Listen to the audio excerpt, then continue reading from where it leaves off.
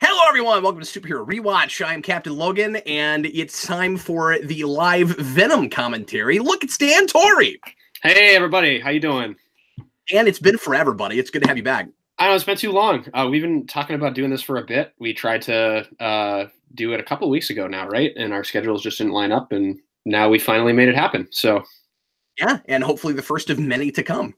Yes, I definitely want to do Into the Spider-Verse when that gets released. Is that already out on digital and Blu-ray and such? It's out on digital. I think the Blu-ray releases maybe next week. Cool, because I love the crap out of that movie, and I can't wait to watch it again.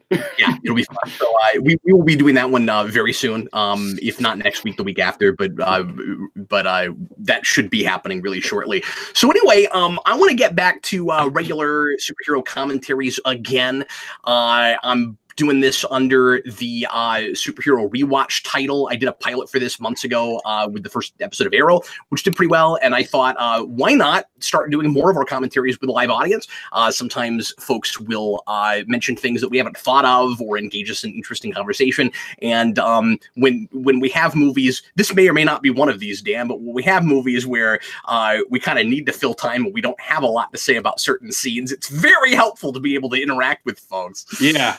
I mean, I'm sure for this movie, because this is one of the worst movies I've seen in the theater in a long time in a delightful way. I'm sure we will not have any places where we're not at least laughing ironically at this movie. That's true. There's never a dull moment. Yeah. That's absolutely right. So, Dan, this is a movie that you and I have already talked about quite a bit, which is obviously part of the reason I wanted to have you here. And you're my spider guy, my Spider Dan. Oh. And Dan and I did not hate this movie. We didn't think it was a great movie. We had some positive things to say, but it's also a very, very strange film. And I think is very indicative, Dan, of, or rather, I think it's like one of now the best examples of failing upward. Yeah, the amount of money that this movie made is crazy. It's preposterous. I have no idea how or why people seem to enjoy it this much. I expected this thing, like after I saw it the first time, I was like, this is going to bomb. And Sony's just going to sell the rights to these characters back to Marvel. This is their last-ditch effort. And thankfully, we're now going to get a Morbius movie out of this. So it all worked out great, guys. I mean, a movie that looks like, yeah, because that's what Dan can die happy now. That's all he's wanted. That and these standalone creative. I'm a huge Spider-Man. I'm a huge Spider-Man fan, and the last movie I would want anyone to make out of any of those characters is probably Morbius, like the last character. Well, unless they went with the hobo, because I know you love hobo Morbius. Yeah, but like in an ironic way, like reading that book was so just hilarious because it's like, why does this exist? And I feel the same way about the movie, you know? We had two of these last year of these wonderful examples of failing upwards. We had Jurassic House. Like, oh God, I don't understand that. And that broke records. Like, this was almost $1 billion movie. That was $1 billion movie. Anyway, last year was very interesting. Very strange.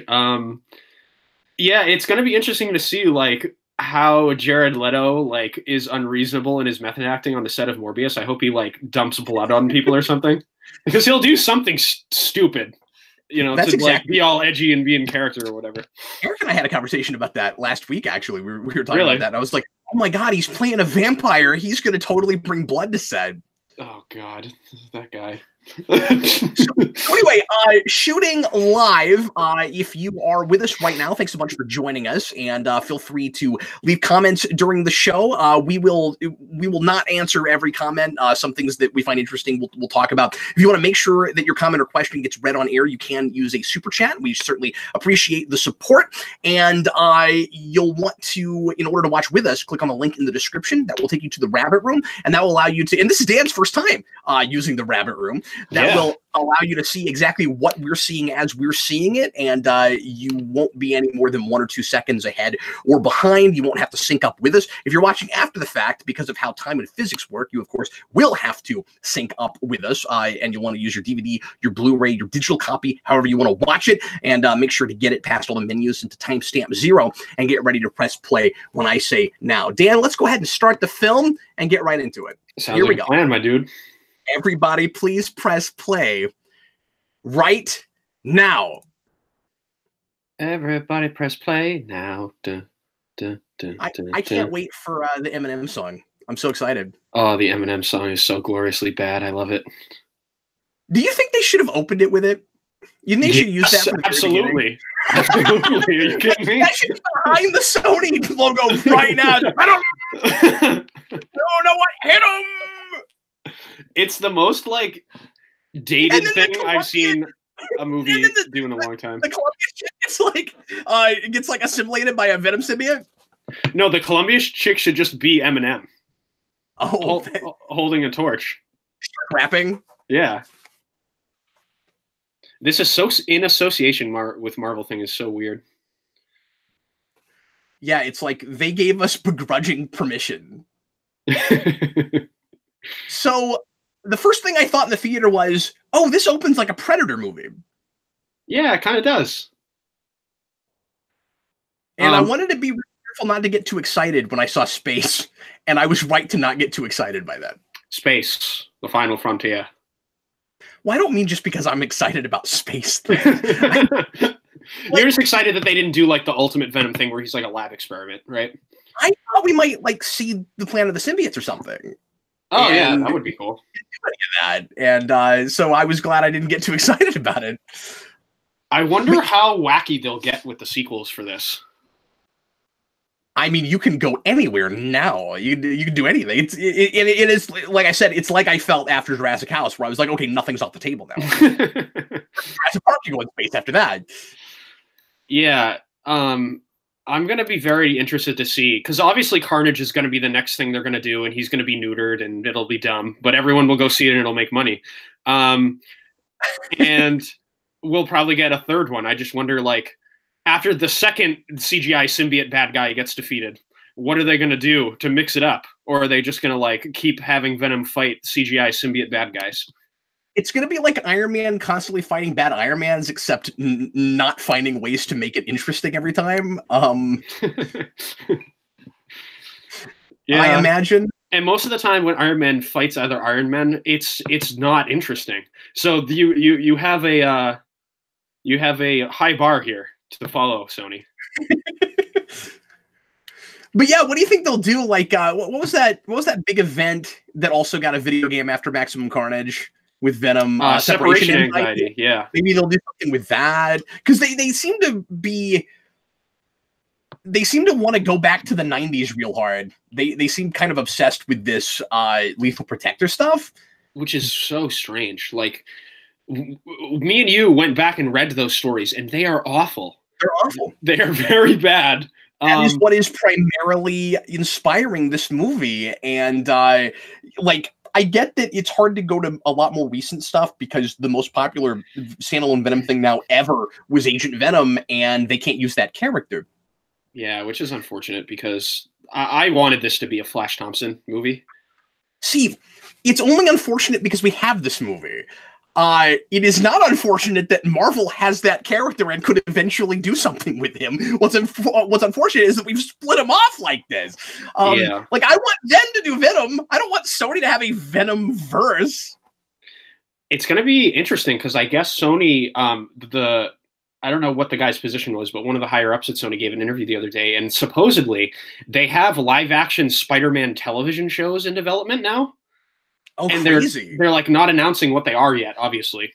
So it wasn't like a big news story, but I'm going to be very interested to see what obscure Spider-Man characters are going to get television shows too. Man, I don't see the shared Spider-Man universe without Spider-Man thing ultimately working. Oh no! I mean, this movie doesn't work, so no. And again, the things we like about this, and I don't think it's totally unsalvageable. I think moving on from this, you could maybe do a smarter movie, but like, yeah, absolutely. The movie that feels real compromised. I mean, everything you've ever heard me say about mid-2000s, and of course, everybody says this is like a mid-2000s superhero movie. Like you know, pseudo hard-edged or trying to dupe you into thinking they're hard-edged mid-2000s superhero movies, like Ghost Rider, I'm going to end up saying about this movie, and yet it made almost $1 billion, and we're going to do a whole shared universe based on it. So weird. Like, So is the thing going to be like them, their team up movie? Is it going to be like the Sinister Six with Venom and Morbius in it for some reason? Like, do you see that like, is that the trajectory you think we're on here? See, I don't even think it'll be more like I'm sorry, I'm having a hard time thinking stuff. That joke book that was like the Sinister Six, or that like more lighthearted book. What can I think of that? Superior Foes. It'll be like Superior Foes, right? Where it'll be like anti-heroes. That will be terrible, but I will see it because I would like to watch that garbage truck on fire rolling down the hill at 100 miles an hour. So I think this love interest is completely bland. Yes, I agree. I don't think Tom Hardy and this actress have any chemistry at all, either. No, and it's not Tom Hardy's fault. They just cast the wrong actress, I think. Yeah, Tom Hardy's by far the best thing in this movie. Yeah, no, he carries this. If you ever had any doubt in Tom Hardy's acting abilities and his ability to carry a movie, like, this is actually weirdly the movie to watch, because if it was anybody else, or anybody that wasn't of his caliber, I don't know that it would have made the money it did. But people are starting to convince me that the reason that movie made as much money, or the reason this movie did as well as it did, is because Venom actually really is that popular of an idea, and I never believed it. He's the most popular character ever. Is like, Avi Arad might have been right. I want to get a t-shirt that says Avi Arad was right with Venom in the background. I love Avi Arad, like, just as a person. Like, when the Into the Spider-Verse won a Best Animated Feature at the Oscars, he rolled up on the stage with a Spider-Man, like, winter beanie on. I was like, this is awesome. Like, everyone's, like, classed up wearing tuxedos, and he's just like, beanie time. This is a take on Eddie Brock I can get behind, because he's almost a character. Yeah. And that's exciting. You were talking earlier about Tom Hardy as an actor, and I agree, he's a fantastic actor. I just think the funny thing about this is his choices are so weird that he makes in this movie. And I think are necessary. I think it had to go weird, because I think the script is otherwise really bland. Like, look at him right here. He's just sitting there, like, with his hands under his armpits. Like, who does that? Yeah, I don't know what he's doing. So his boss has been in everything. This is the guy from This Is Us and from Luke Cage. He's a great actor. Okay. I like him a lot. I have not seen Luke Cage or This Is Us, so I did not recognize him. Oh, I'm sorry you haven't watched Luke Cage. You got to watch at least the first season. It's great. I haven't even watched Daredevil season 3 yet, and that's the only show that I keep up with on Netflix Marvel. I just haven't at the time, unfortunately. I mean, now you can catch up because they all got canceled. So yeah, you're good. I heard Daredevil season 3 was really great too. I gotta get on that. It's really good. But yeah, this guy is the chess player, or the guy who always plays chess in the barbershop, and he's the guy who ends up with the barbershop. Mr. Roboto puts in a $2 super chat, and I don't understand what he's talking about, but I have to read it because it's a super chat. Captain Marvel has a Venomverse with Old Man Logan. I don't know what that means, but I said it because he wrote it in a super chat. That would be strange, but it would totally make sense in the context of this very strange film. I could see it happening. Sure. You know, if Marvel and Sony got together and decided to let these characters play together, which I don't see happening, but of course they ought to. There's not much preventing this from being in the MCU. Well, and the weird thing about it, like on the red carpet and stuff, like... Okay, actually, I'm sorry. There is one big thing keeping this from being in the MCU, which is nobody seems to know about aliens. But other than that... Yeah. But, you know, Marvel kind of plays fast and loose with some of that stuff. Like, they'll yeah. I would imagine when they introduce the X-Men, they'll just be like, mutants have always existed, you know? Yes. No one will really care, even though they should. But in this movie... for the red carpet, it was kind of weird. Like, Tom Hardy was like, yeah, I hope we've made a worthy contender to, like, be in the Marvel family. And there was even that strange interview with Amy Pascal and Kevin Feige sitting next to each other. And she's like, yeah, we're in the MCU. And he's like, no, you're not. Yeah. So, like, I don't even think the people making this movie knew whether, like, what was going on. They definitely didn't. And there have been those weird reports that The Craven movie, I think, is supposed to actually have Spider-Man in it. So then the question is, are they going to have their own Spider-Man for this for this shared universe, or are they going to play ball with Marvel finally? And I don't know what's going on. It's very strange. It's like Warner's superhero movie politics, where I just keep hearing things and I don't believe anything until there's set photos. Well, and the head of Warner Brothers, I think, just got accused of a bunch of sexual harassment stuff and might go down. So who knows? Maybe even what they have planned now will change, and as it usually does with Warner Brothers. Who knows? But I want to talk about Eddie Brock's character in this a little bit, because, like I said, it's nice that he's finally a little bit defined here in a way that he's not in the comics. I mean, Eddie Brock is barely a person in the comics. Like, he's brought in to just be the antithesis of Peter Parker in every way. Yeah. And it doesn't really come from much of a character place. And there's interesting things in comparing them, but he's a very surface character. And it must have been a massive challenge, because it's a dumb idea in the first place to try to take that character without Peter Parker and give him his own world from the ground up. Especially, with the Venom suit and stuff, where it's like, why does he look vaguely Spider-ish when the symbiote never took over Peter Parker or anything? So, like, but taking Eddie Brock and giving him like the same job and the same like impulsiveness, but giving him actually like some empathy and making him care about people works, I think, because he's able to still be an anti-hero without just being bad for the sake of bad. Yeah. I do like that from the very start here, we just watched him go through his girlfriend's emails to try to get information for his like story and stuff. And that is like super illegal. Like, yes. On both sides, like, his girlfriend, if those files got leaked, like, she would be fired from her law firm, like, now, so, it's just kind of like a situation where they're trying to show Eddie Brock being like edgy and, crossing lines that people won't cross. And I kind of like that, from the outset, he's got the anti-hero, uncompromising kind of thing about him that, is one of his few character traits from the comics, but they accentuate it here and make him more of a three-dimensional character.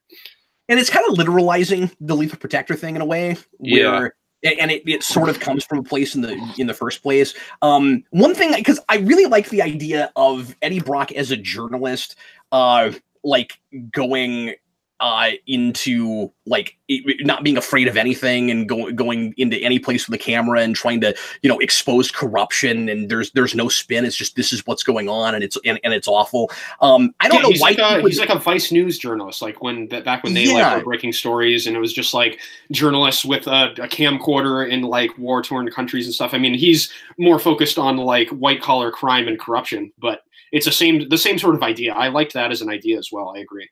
I think that's and it felt like it felt like they were looking at things like the water in Flint, Michigan, and stuff like that. Where like he's trying to expose like corporate and government conspiracies and corruption and stuff. What I don't get is, in this day and age, why a guy like that would feel the need to work for someone and not just do it independently, which is one of the things that makes this feel very mid-2000s. It's not just in the way the movie is made and the very, very cookie-cutter story they're telling and all the stuff that doesn't make sense about it, which we'll get to, but also it doesn't feel like technology-wise and culture-wise it's happening now either.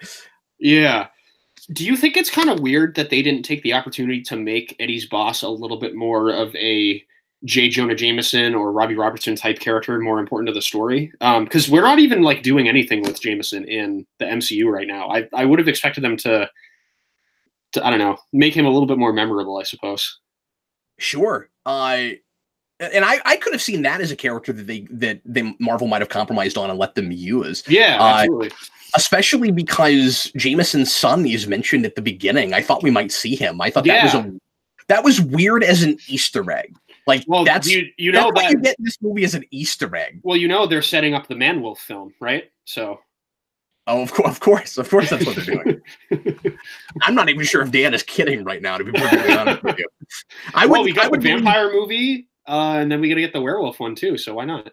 If you came out right now and said, "Oh yeah, Captain, you hear they're making a Man-Wolf movie," I would believe you. I would not even be like that. It's like a lot of things in the culture right now. You can't exaggerate anything enough and make it seem ridiculous, right? Like absurdity in humor is hard right now. Mm-hmm. Mr. Romano has another $2 super chat and says Marvel wrote Venomverse. He's just saying things. I'm not sure what he's talking about, but thank you very much for the super chat. Yeah.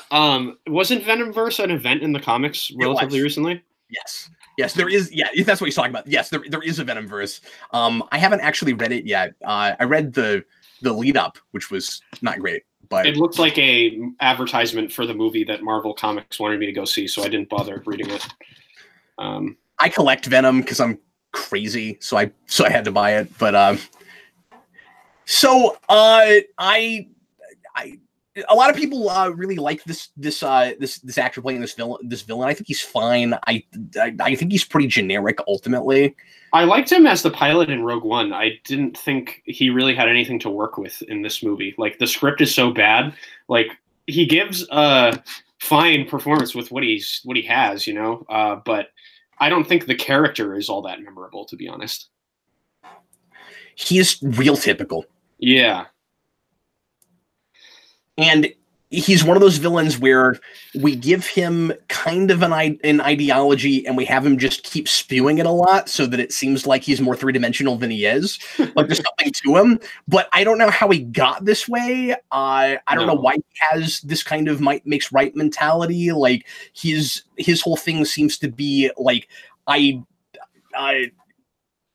think we have to, it's that typical Bond villain thing of like, we're ruining the planet and we have to start over. But like, why are you so extreme? And is it just simply power corrupts? Is it just he has a lot of money and power and so he thinks it's up to him to do that? Is that all it is? I think they were trying to go for like how they made Eddie Brock the Vice News S reporter we were talking about before, and that's like very real and hip and now.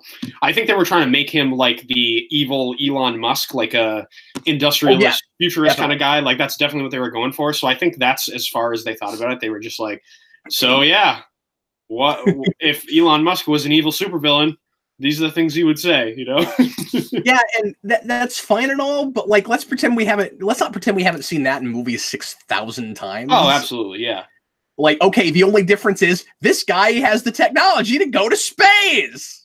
And I mean, it's not even unfamiliar to Marvel. I mean, that's true. Tony Stark is a futurist, and there's a lot of movies about him, you know? Sure. Well, and what is really the difference? And I know that this is often a more interesting character. I don't want to step on Dan's toes. He's going to get really upset when I say this, but like what is the difference between an evil corporate genius who wants to go to space and somebody like Norman Osborn, who's an evil corporate genius who wants to genetically manipulate things? Like, it's all the same thing, really. Yeah, I'm kind of surprised we didn't use a more memorable villain from Spider-Man if they're like so intent on having like Kraven the Hunter be in his own movie for whatever reason. Like, Venom doesn't really have a rogues gallery except for Carnage. So if you're going to save him for the next movie, which based on this movie is such a weird choice because how did this movie make money? But if you're going to save Carnage, I don't have a massive drop off after first weekend. I agree. First weekend, okay, I guess. But even that, like, we saw advertising everywhere, but I didn't think it was working. I was really surprised by that. A lot of the marketing buzz on this movie was kind of down when, like, from what I remember anyway, like, people were saying, oh, the turd in the wind joke is awful because the turd in the wind joke is awful, and that the CGI looked kind of weird, which it kind of does. So I don't know. Like, it seemed to get good word of mouth, weirdly enough. Like, I talked to a lot of people who are like, I went to go see Venom, and like, it was surprisingly really good. You know? Yeah, and Wanderer says a lot of it was China, and it was, but we spent more money on this movie than I thought we would. By a lot. It was weird. Dan, it feels obligatory to me. It's like, that's a big superhero thing people have heard of. Like, this is, and there are other examples right now, of course, but like, this movie is the biggest argument against superhero fatigue. If this does almost $1 billion, we are nowhere near that.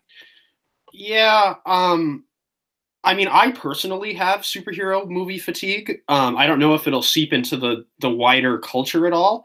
Um, but I think it is indicative of the fact that these movies are like unstoppable juggernaut in the box office in many respects.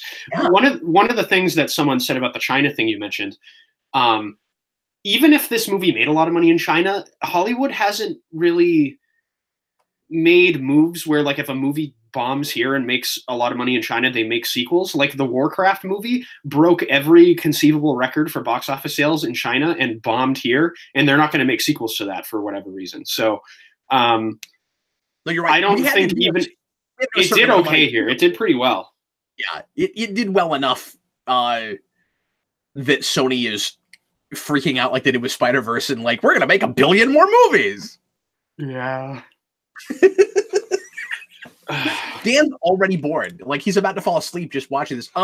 So it took me a couple of viewings before I realized that the homeless lady in the street is the girl that ends up in the compound later. Yes, that is her. With the symbiote and dies. It took me a couple of viewings before I realized that. This movie has strong continuity and very important characters. Sarcasm. This is a movie that feels real gutted to me. We'll talk about this when we get to the actual character, where it feels like there are entire scenes that are missing. I feel like Venom and Eddie Brock have a character arc together as dual protagonists that just we didn't get to see, that probably was in a draft at some point, and maybe even there were scenes that were filmed and we don't get to see it, because when you get to the end of this movie, they feel like they have gone through, I mean, they've been through stuff together, but they feel like they've had entire conversations that I did not get to see. Yeah, I mean, Sony didn't even know what the rating for this movie was going to be until like 2 weeks before it came out or something like ridiculous like that. So I would imagine they had a real cut of this movie where the actual story was maybe a little better, and then this cut where it's just awful. and also it feels like a weird blast from the past and going back in time, except again failing upwards, right? Yeah. Every Marvel movie that Avi Arad has been a part of almost has had this problem, or at least a lot of them. Like the Raimi Spider-Man movies, not as much, but like Daredevil had this problem. Ghost Rider had this problem, where there probably was a more complete version at some point, even at just the script level, and then producers, and I don't want to say, and I don't want to put all the blame at Avi Arad's feet, but it's interesting that this looks like a movie he would have made 15 years ago. Well, yeah, and one of the things people forget about Avi Arad is, like, he started out as a businessman, like, working for Toy Biz. Yeah. And that's how he got involved with Marvel and stuff, because they did the action figures in the 90s, and they were going to, like, buy out the company completely. So he thinks Venom is popular because Toy Biz sold a lot of Venom action figures in the 90s to kids. So he's thinking to himself, oh, why would you make a movie based on a character that kids are rabidly excited about that they can't see? Which from his perspective, I can understand completely why he would think that, you know? Why is Eddie Brock living so far in the past? He's like circling ads for jobs in a newspaper instead of Googling, and he's putting music on in a CD. And this feels like it's over a decade ago. I know. I'm not saying there aren't people who do that. Why this guy? Wouldn't he be more on the cutting edge of technology, wouldn't you think? Yeah, I mean, I think they're trying to go for, like, this is the weirdest face I've ever seen anyone do. Oh my god! And I laughed out loud, like, straight up when that happened in the movie theater. But I think they're trying to, like, portray the fact that he's, like, poor and can't afford that stuff because he's, you know, the crusading journalist, doesn't care about monetary gain. It's all about, you know, sticking it to the man. I think that was kind of their idea, maybe. I don't know. I think it was also to try to make it look more like the 90s. Yeah, that's probably true too.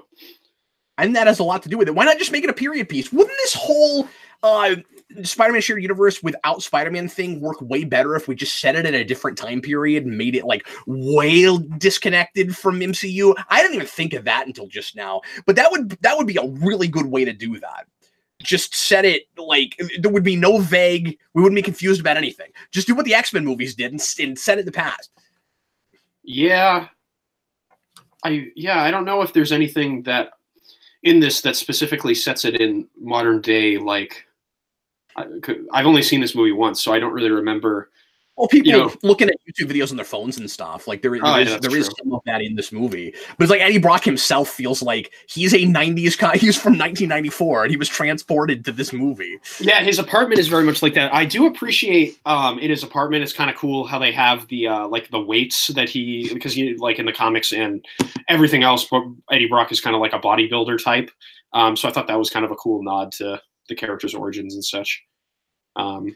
And Tom Hardy's just a generally built guy, so it makes sense. It's not like they cast a really skinny guy as Eddie Brock, and then he has like a weightlifting set in his apartment. Some good points in the comments. Cinematographic says this movie has the color grading of Terminator 2. Yeah, it does. I hadn't thought of that, but it does look a lot like that. And Wanderer says if Eddie's poor, there's no way he could afford that apartment, and that is true. In San Francisco, yeah, that's like one of the most expensive places to live in the world.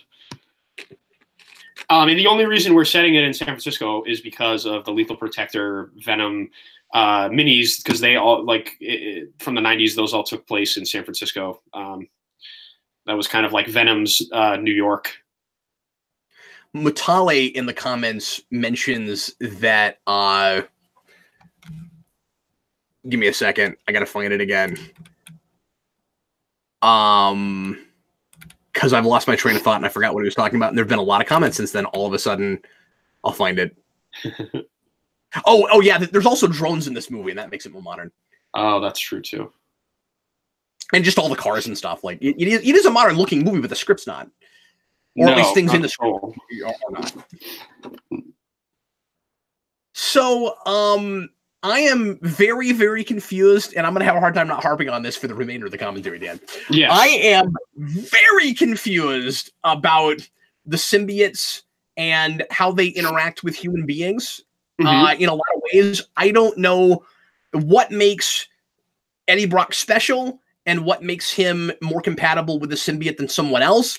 I don't understand, and we'll talk about this when we come to it. I don't understand Eddie Brock like dying because of the symbiote and then that being a dropped thread. That is confusing. And the biggest thing I'm confused about is when it's a merger of personalities, when it's an identity thing, and this movie wants us to think that there's an identity question, but it doesn't do enough with it and it's very surface. When is it that a blend of minds, and when is it just a symbiote controlling someone? Because the lady that the bad guy symbiote gets at the beginning, that's clearly not a symbiosis. He's just controlling her, and it works with dogs. Yes. So I don't know what it is that apparently you die if you're not compatible, except for when the script wants you to be mind controlled. I think that's what's going on. Yeah, it doesn't make any sense. I do sort of like it, the thing that this movie does, where it's like Eddie Brock and the symbiote are both kind of losers, and that's why they Ben work Kelly in the comments well just said that. He's like, "Oh, you remember Cap? Eddie's a loser like Venom, and that's why they're compatible." Yeah, like I like that idea, but like within the rules of the universe, it doesn't really make sense. No. Or the lack thereof rules. I don't think there are any definable rules, as you mentioned, about the way that this works. But so if Venom is a really popular idea in image, really just an image more than anything. I mean, we have McFarlane to blame for this movie and a lot of things, really. Oh, he was all over this movie too. He loved it. Yes, he was. And it was kind of, I gotta be honest with you, it was kind of fun and charming to watch him like get excited about this movie, because finally he got a Venom that looked closer to the Venom he drew. Like, I understand why he was excited about that. Yeah, I would be too if I were him. Absolutely. But as much as people might really like the look and idea of Venom, people don't know anything about this character. No, they don't. And this is one of those movies that I feel like they took one or two things from the comics and plastered it all over the place and kept saying it over and over again, so that they thought they could like either satiate comic fans or just look like they did their research, where they're like, look, we know what the Life Foundation is. And that's kind of what they got, right? They got some symbiotes and they got the Life Foundation. And this is one of those things, and this is not me criticizing it for not doing more comic book stuff. If they were going to do more comic book stuff, I wish they had gone later. But Venom is one of those things that you could reinvent from the ground up and no one would care. So why not do that? And then be really specific about the lore and mythology and how things work. This has some of the same problems that 2017 Power Rangers does, in that they can reinvent it and do whatever they want to with it, and they leave things incredibly vague. Yeah. I think it's rather strange that this movie does take so much from the comics, as you mentioned, and nobody really knows anything about him. Like, are people even particularly married to Eddie Brock being Venom? I don't think so. I don't know why they felt like they had to do that, except that that's a character that, for whatever reason, they had access to and Marvel wasn't going to use because they've already got Flash Thompson. I want to... Okay, so I'm of two minds about this. What I wanted to say was, surely Sony would have used Flash Thompson if he wasn't already in Homecoming. But I don't know about that. Yeah, I don't know either. I think it might have been cool to just make Eddie Brock a crippled war veteran. Just do the Flash Thompson story and just change the name. Like, you know what I mean? I would have had zero problem with that. Oh, me either. That would have been awesome. Great idea. The captain just gave us a $5 Canadian super chat. I think that's Canadian dollar. Thanks, man. Thanks for the money. I mean, I am the captain, but you can also be the captain. It's cool. He said, just joined in. Can I get the movie timestamp? Oh, sorry. Oh, you didn't have to put in a super chat just for that. I'm sorry about that. Right now, and sorry, it's been a while, we are at 31:42. But if you click the link in the description for the Rabbit Room, you can see exactly what we're seeing and watch it along with us, so you don't have to sync up. Technology, friends. Yes, indeed. And I apologize to people in the future for having to listen to me talk to people live about how to stream. Someone in the comments, Rapey Spacey. Oh, that's an unfortunate name. Yeah, I should have warned you about that because I've been trying not to say that out loud. Oh, my bad. Which movie had the better Venom design, this or Spider-Man 3? I do the white spider symbol on the chest that this one doesn't have, but other than that, I think it's pretty cool. I like it more than the Spider-Man 3 one, I think. Yeah, and I like all the stuff it does at the end with the like kind of surreal symbiote stuff coming out of the of people, and like we only get a couple of glances of that, and it doesn't do anything except look like a comic cover real quick, but it looks cool. Yeah, Spider-Man 3 also had that problem where it's like, look, comic cover, and then you don't get much else.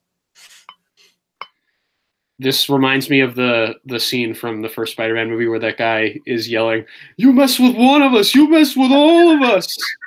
It's one of my favorite scenes of all time. Cinematographic says, according to TV tropes, Eddie and Venom being compatible versus the other symbiotes also has something to do with food sources. Interesting. So because he's eating seafood, he's more compatible? Is that if you eat raw lobster out of a tank, then you can have a Venom symbiote and you won't explode? Okay. Yeah, I'm not sure that that's actually in the movie, but if that is the explanation, that's hysterical. Yeah, because the lobster tank gag in this is so terrible and not funny, like in the right way. It's funny because it's like, wow, somebody thought this was a good idea to put in a movie. And if that's what it is, that's hilarious.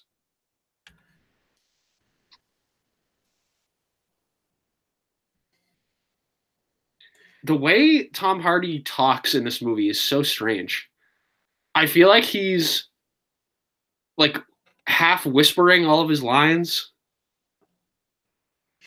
Yeah, he really is. So in this elevator, we're about to get the most cringe-inducing line for me for the entire movie. I just can't even. Like I can't handle it. The way that he moves too. Yeah. And it made $900 million. It's so embarrassing. Oh my god. okay, sorry. This was a million years ago, but I really need to talk about this because we were talking about something else when it was on screen. Would you please talk about the whole thing with Drake telling that little girl or telling people to like let that little girl have her question and then he doesn't let her talk? Yeah, that was one of my favorite things in the theater because he's like, let the girl ask her question, and then he just starts monologuing and doesn't answer her question. It's like, all right, time to leave. It was. And do you remember when he leaves, he says, this person will answer her question. Like they thought that fixed it. Yeah. Like they thought of it too. So they wrote a thing in the script to like, it's great. Oh my God. This is a messy movie. Very messy. That is probably the best word for it. Mm-hmm.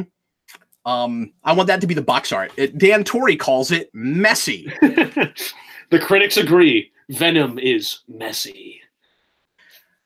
So how do you feel about the PG-13 nature of this movie? Because it is like, I keep going to Ghost Rider. It's like Spirits of Vengeance. This is the thing I said when I did the rewind for that movie, where it's like it's trying to dupe a violent movie crowd into thinking it's a violent movie, but it isn't at all. Yeah, I think it's dumb. This should have been rated R. And the fact that they're gonna like neuter Carnage in a PG-13, like that is such a dumb idea. And I think it's worse because you always said, well, like MCU would never put Carnage in a Spider-Man movie. Remember, you used to say that. Yeah. Because you're like, that's all PG-13. There's no way they would ever do it. I would rather, if he's going to be neutered, doing it that way and push their envelopes as far as they can push them without going to R than something like this, which pretends like it's R but isn't. Yeah, I agree. I hate that. Are you kind of surprised that this movie didn't lean into more of a horror-esque tone? Like, this scene reminds me of that, but I kind of expected the movie to be more of stuff like this. Yeah, so did I. It's a movie with identity issues. It's not totally sure what it wants to be or who it's for. I guess in not knowing who it was for, it ended up being weirdly for a lot of people because it made so much money. But yeah, I mean, I remember watching the trailers for this movie, and they like didn't even have enough time to animate the full logo in the first one. Like, have you went back and watched the first trailer for this movie? Oh, yeah. So they couldn't animate the logo, and there's a scene in that where, in the first trailer, a bunch of scientists are like pushed away from their computers by nothing, and then in the second trailer, they CG'd the symbiote in it. Yeah. Like and the now we bad know guy. what they were being pushed by. Yeah, like they put a scene in the trailer that wasn't done. Yeah, and at that teaser, I was like, "This movie's going to make $15." Yeah, I don't mean to harp too much on how popular this was or keep talking about dollar amounts, but it's really so weird because everything was against it, and yet we all felt the need to give it our money for some reason. Yeah, it's really strange. Wait, was that just a light effect, or are they shooting lasers? I think it was just a light effect. Lasers. Oh, okay. For a second, I thought they were shooting lasers.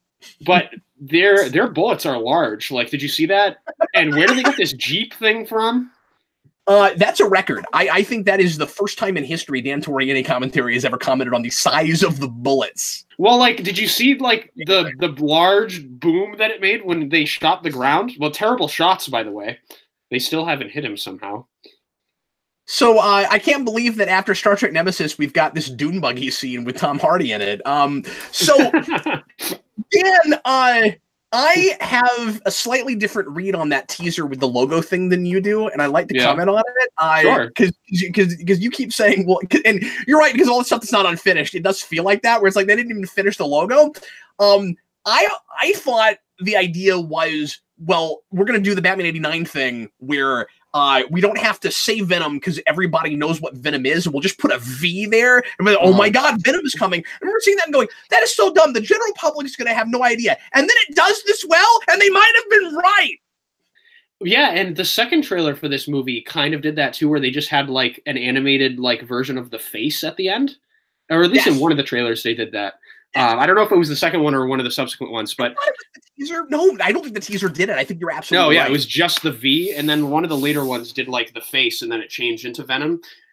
And I was unconvinced that like the face was as iconic as maybe it was. I guess I don't know. I think we were right about it, Dan.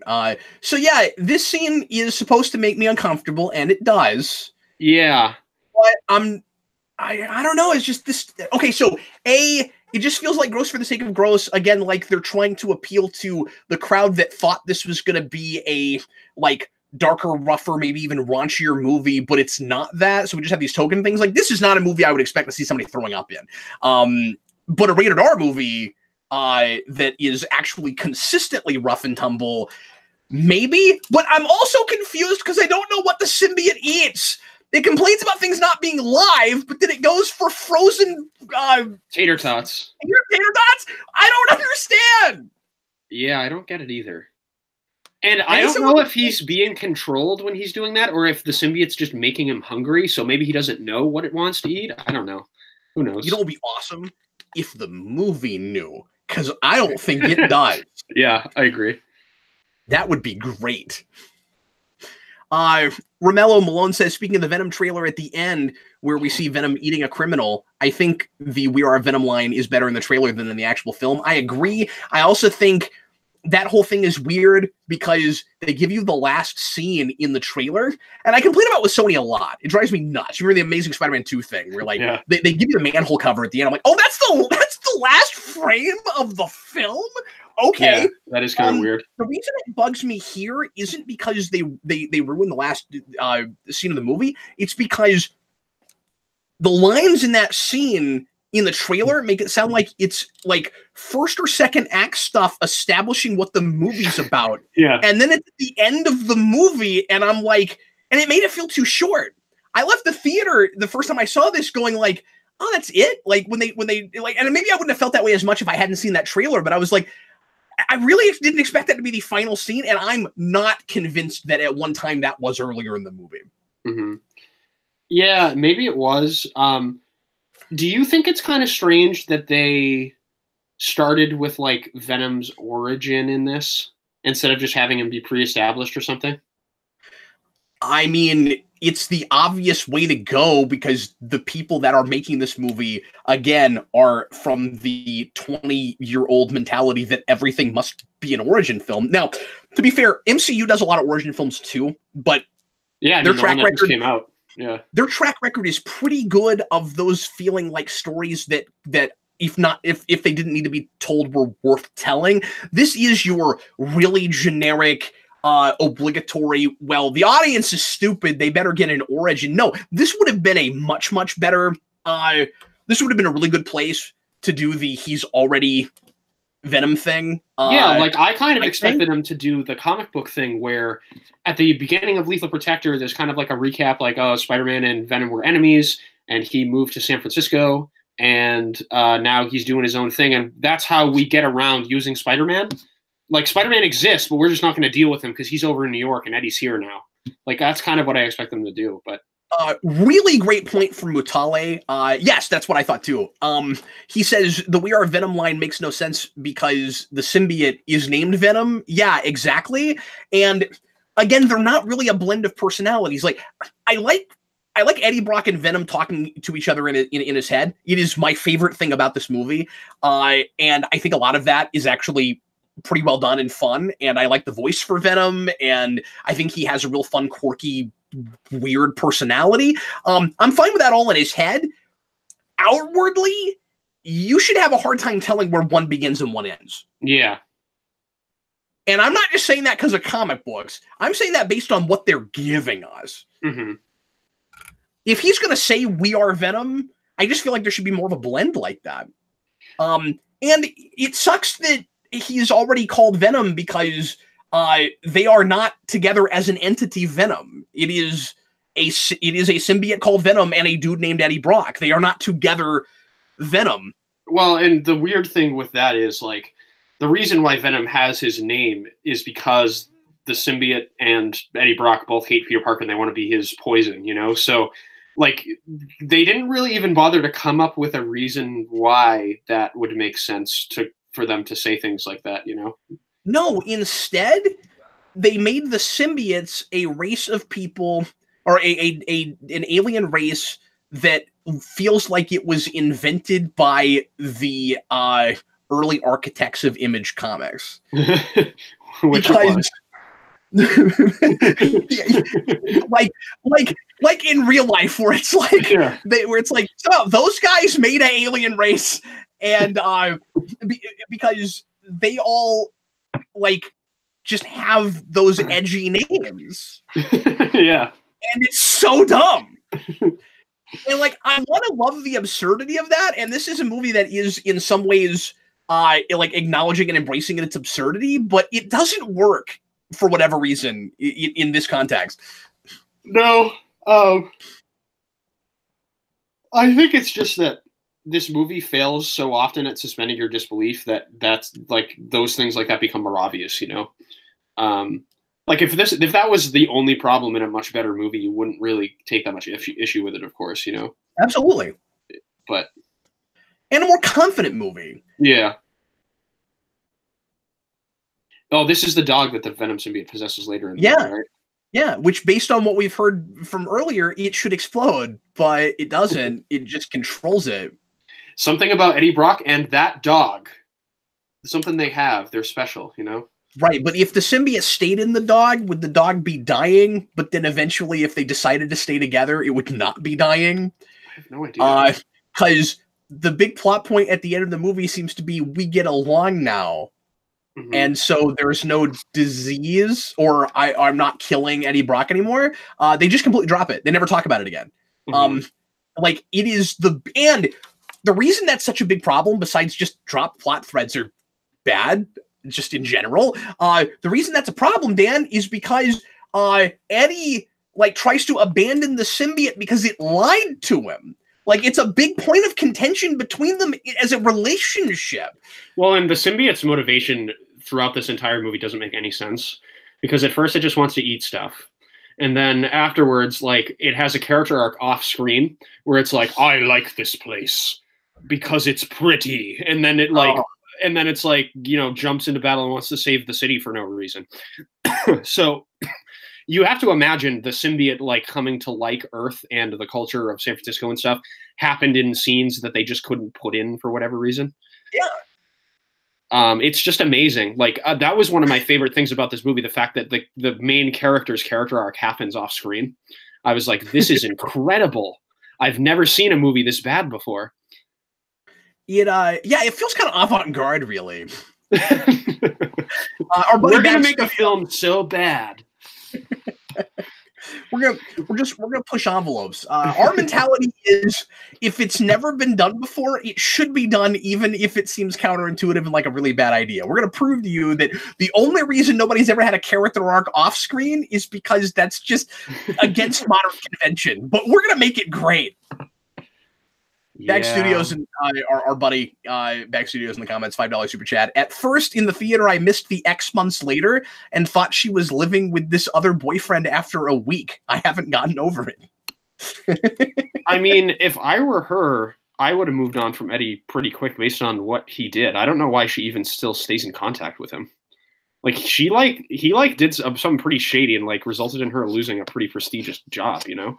That's fair, but at least they were as serious as they were, and they were engaged, and like I wouldn't buy that as much if they were just dating. Yeah, but even still, like I don't know, that's a pretty big betrayal.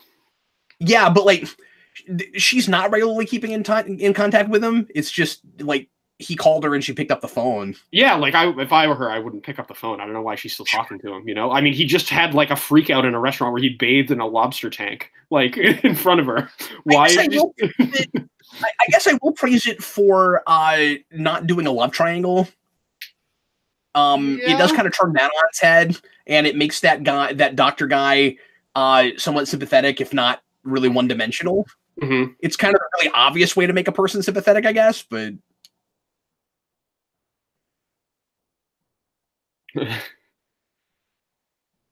that is a really bad CGI Venom face. It just doesn't look good.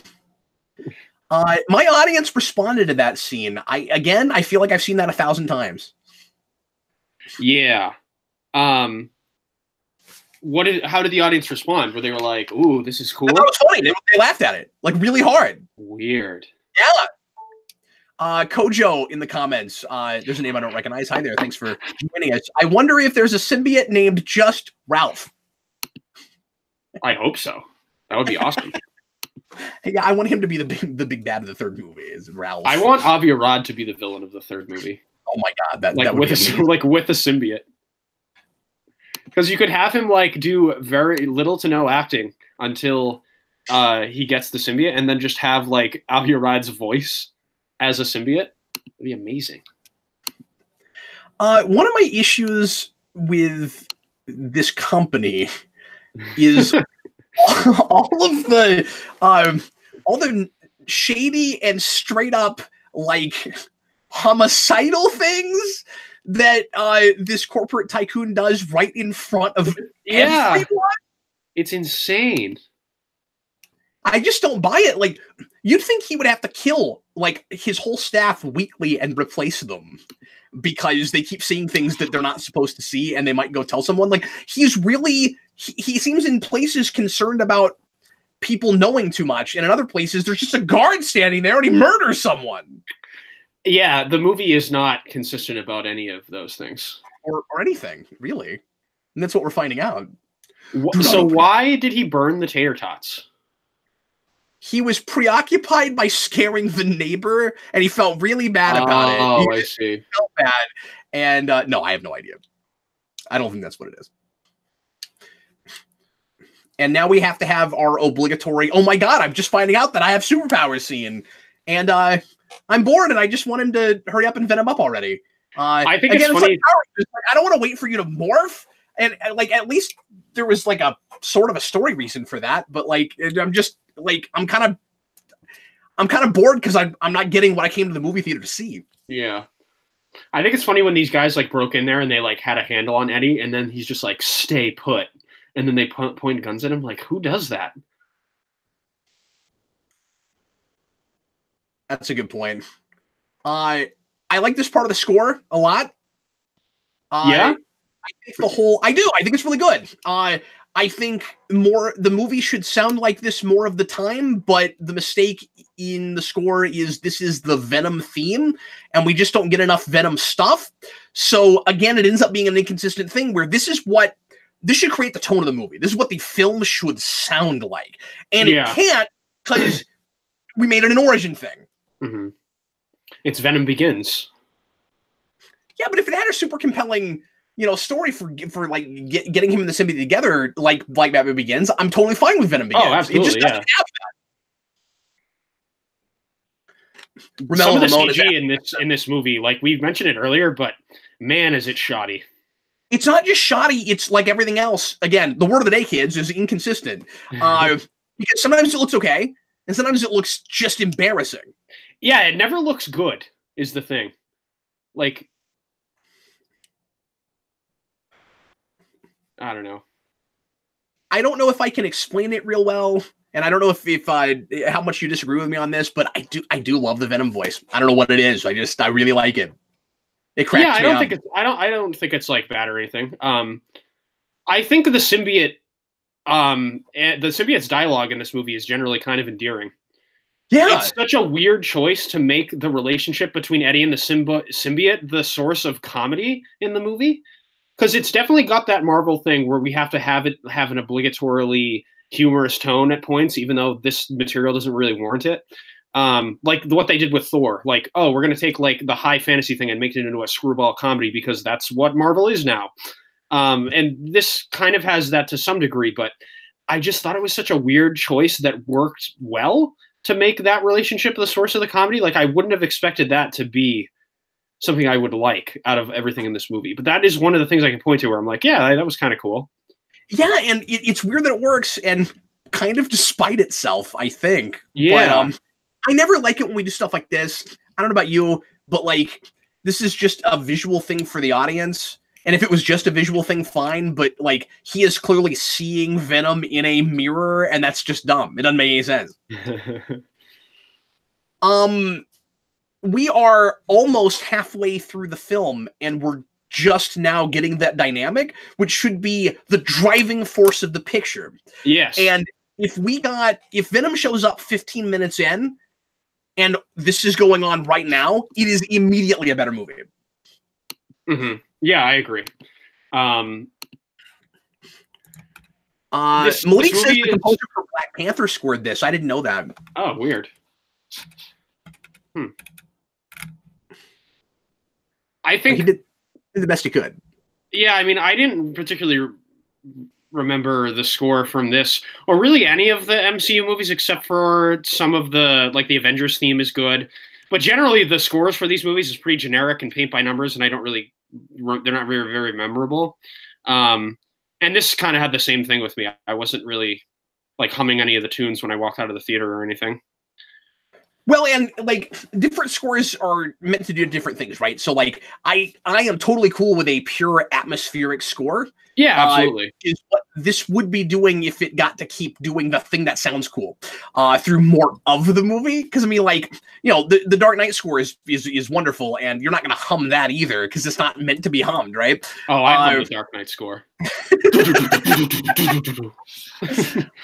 Okay, so do I. It's a bad example. I know what you mean, though. Yeah. If we want to talk about MCU score for just really briefly, I think the Winter Soldier score is great and is also really atmospheric score. And I love the theme for Iron Man 3. It is one of their best themes. And if you don't remember it, go back and listen to it because then it will be stuck in your head for a week. It's great. Oh, cool. I will have to do that. So the reason we're not talking about this car chase is because it's a boring car chase, and I don't care. Yeah. The choice to make like one of the big action set pieces in a Venom movie a motorcycle chase is such a weird choice. Once again, it's made by the people that make Ghost Rider, and it feels like they have not gotten past Ghost Rider. I say the people. I mean, I'm assuming there's more people involved in this that have stuck together through a lot of the Sony and Fox days than just Avi Arad, but. Yeah, I wonder. It's kind of interesting that Avi Arad is no longer involved with any of the MCU stuff, and like this is his Marvel project now, like this universe. I don't know. It's so strange. But yeah, it's like, yay, he got the symbiote, and he's doing symbiote things, and he's got. But he's not doing symbiote things. He's just on a motorcycle. He's got tentacles coming out, and then big, long, boring car chase without any of that stuff. I remember this scene in the trailer, like this whole motorcycle chase being a big part of the first trailer too. And I remember thinking to myself, like, are people even going to know this is a superhero movie? Like Tom Hardy like has a seizure in the CAT scan thing. And they hadn't put the CG in. It's just him shaking around being weird. And then this stuff. Yeah. I got through the entire teaser in the theater, and then the Venom logo or the V pops up. And I was like, what? Really? That's what this is? Well, you guys have been shooting for a weekend and you already made a teaser. That's crazy.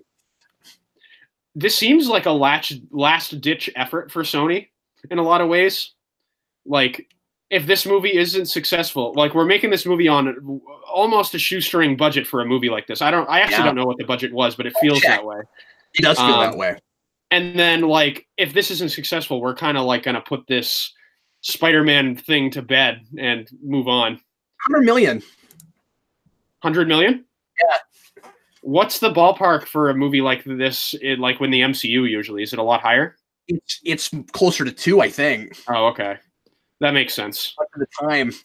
But and so you can make the argument, well, if they're not doing as big of a budget, then maybe you wouldn't get as much CG, but like they don't put their money where their mouth is, right? Like you can be more minimalistic and it feels like they're sort of trying to do that where it's like, well, we're not going to use it all the time, but when you see it, it's going to be spectacular, but it's not a lot of the time. And so, like, wouldn't you just be a lot more strategic about making sure that those scenes looked amazing? Yeah. A little lazy. I think the odd thing in general is to try to make a Venom movie on a shoestring budget where the plot is based on Planet of the Symbiotes and Lethal Protector. It's just, why? So, like, this is the big, kind of the big money shot. I think this looks pretty good. Yeah. I actually like this stuff a lot, and this they clearly put a lot of work into. You know what's weird though? This, if memory serves, this is not the place where he says we are Venom. In the trailer, it is. And it should have been. It's not. Yeah. Because that's his coming out party. Like it should have been. One of the weird things about the Venom in this movie is that he doesn't web sling too. He's just kind of a big hulking monster. Yeah, but I'm glad he doesn't, because then that's really weird. I mean, it's weird, but it wouldn't have been any weirder than the rest of this movie, you know? If you're gonna do that, go. Okay, here's what I would have done. Now this is me thinking out loud because I have not had this thought before. Sure. But you just made me think of this. I like this too, by the way. Yeah, this looks pretty cool. No, we are yeah, and now he's got this whole like I'm just using you, and then later on it's gonna be more we're friends, but we didn't see enough of that happen, so it doesn't work. Anyway, and how does it know English too? I don't have a problem with that. It's been in his head. Yeah, I suppose. I mean, although I guess I just don't know how it works. Yeah, like, exactly. You could make That's my question. like he can think like Eddie because he's been in his head, so he knows English now. Or you could make the argument he wouldn't have a translator, so it still doesn't make sense. I don't know. Yeah. But hear me out a second. Yeah. If you were gonna do web slinging, I would say go all the way. I would say have the symbol and everything. Yeah. Let it be spider themed without Spider-Man being involved at all, and give Eddie a spider thing. Give Eddie a love of spiders or a fear of spiders or something to do with spiders. Yeah. And that might have seemed really generic and stupid, but I mean, we've got the movie we have. It couldn't have made it worse. I wonder if there was any sort of like mandate because of the MCU deal, like how closely they could associate this with Spider-Man. I wonder about that. That's a great question. I don't know. That the whole situation is just so strange. I'd love to read what that contract looks like, because people speculated about it all the time in like the news articles on like garbage tier websites that don't know how to use spell check, and they really have no idea what the contracts say, but they speculate about it as if like they know what's happening, and I don't know what's going on. It's very weird. So this might seem like the obvious place to go, and like I'm just taking pot shots at this movie, but I feel like this does kind of fit in this category. Yeah. This is another one of those movies that feels a little made for TV in places. Oh, absolutely. This feels like a movie that a studio made and was like, "Oh my god, this is awful. This can't make any money in the theater. Let's sell it to Netflix." Like what was that Cloverfield movie that was released on Netflix? I heard was really bad. Yeah, it's really bad. Paradox. Okay, yeah, that one. How involved was Abrams with that? Not very. I don't think. I mean, I think Bad Robot made it. Okay. But I think it was just his production company. I don't think he had. I don't know a lot about that movie. I've never watched it. As you shouldn't, because I heard that's it was what people say. So I haven't bothered with it. I love 10 Cloverfield Lane a lot, though. It's really good. Yeah, I got to see that at some point. I've heard really good things about it. It's boss. But yeah, so we've been wasting a lot of our afternoon, Dan, watching this movie that should have started like about now, really. Yeah, one of the things that I think is weird about this actress Michelle Williams that plays the love interest. Yeah, she's like a very like indie drama movie kind of actress. She's like very talented. From what I understand, I haven't seen her in a lot, but I guess she's won a bunch of awards and such. And like, this was the big movie she chose to do. Like, I'm sure an actress of her caliber gets offers all the time to do movies like this, you know? I don't know. Might have done it just to work with Tom Hardy. Maybe. Yeah. I bet that happens a lot where somebody's like, well, there's this guy I've always wanted to work with, and I don't know about this project, but I'll trust him. And then they do the project, and it's horrible. Or in this case, it's both horrible and made you a lot of money, and you'll get to make sequels and cash in on that. And I still don't know how they got Tom Hardy to do this, to be honest. Me neither. This feels like a Star Trek Nemesis move. I know I brought that up earlier, but like I thought he'd learned his lesson. Maybe he really is just a fan of Venom, because like maybe so. I mean, who knows?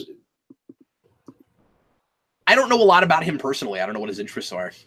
Me either. And he picks weird projects. Like Tom Hardy is not one of those guys where if he picks a project, you can be pretty sure it's going to be good at this point. Like he takes weird risks, and I commend that to a degree. But I don't think Sony superhero anything is a good risk at all right now. Like if you look at their track record, if Sony's making it, you should know pretty good chance it's gonna suck.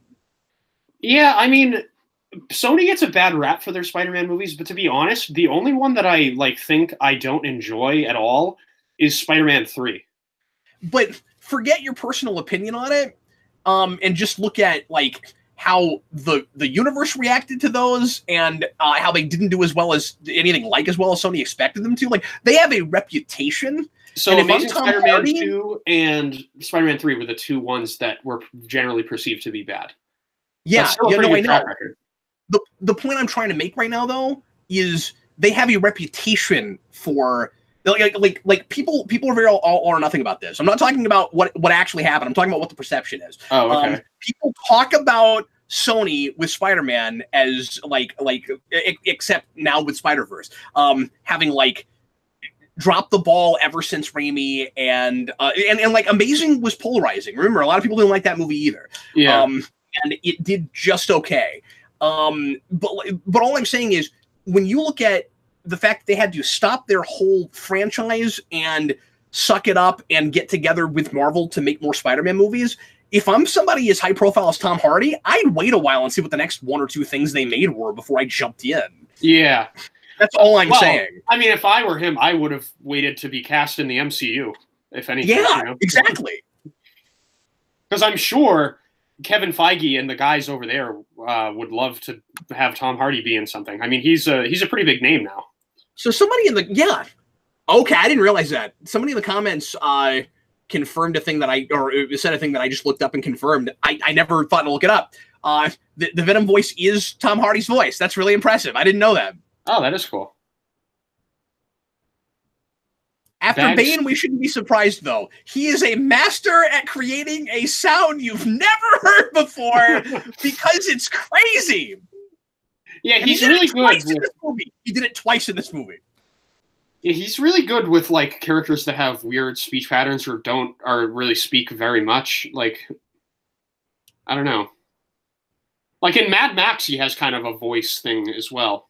It's not as pronounced as this, but he plays a lot of characters with things on their face. Yeah. And Mad Max Fury Road is such a good movie.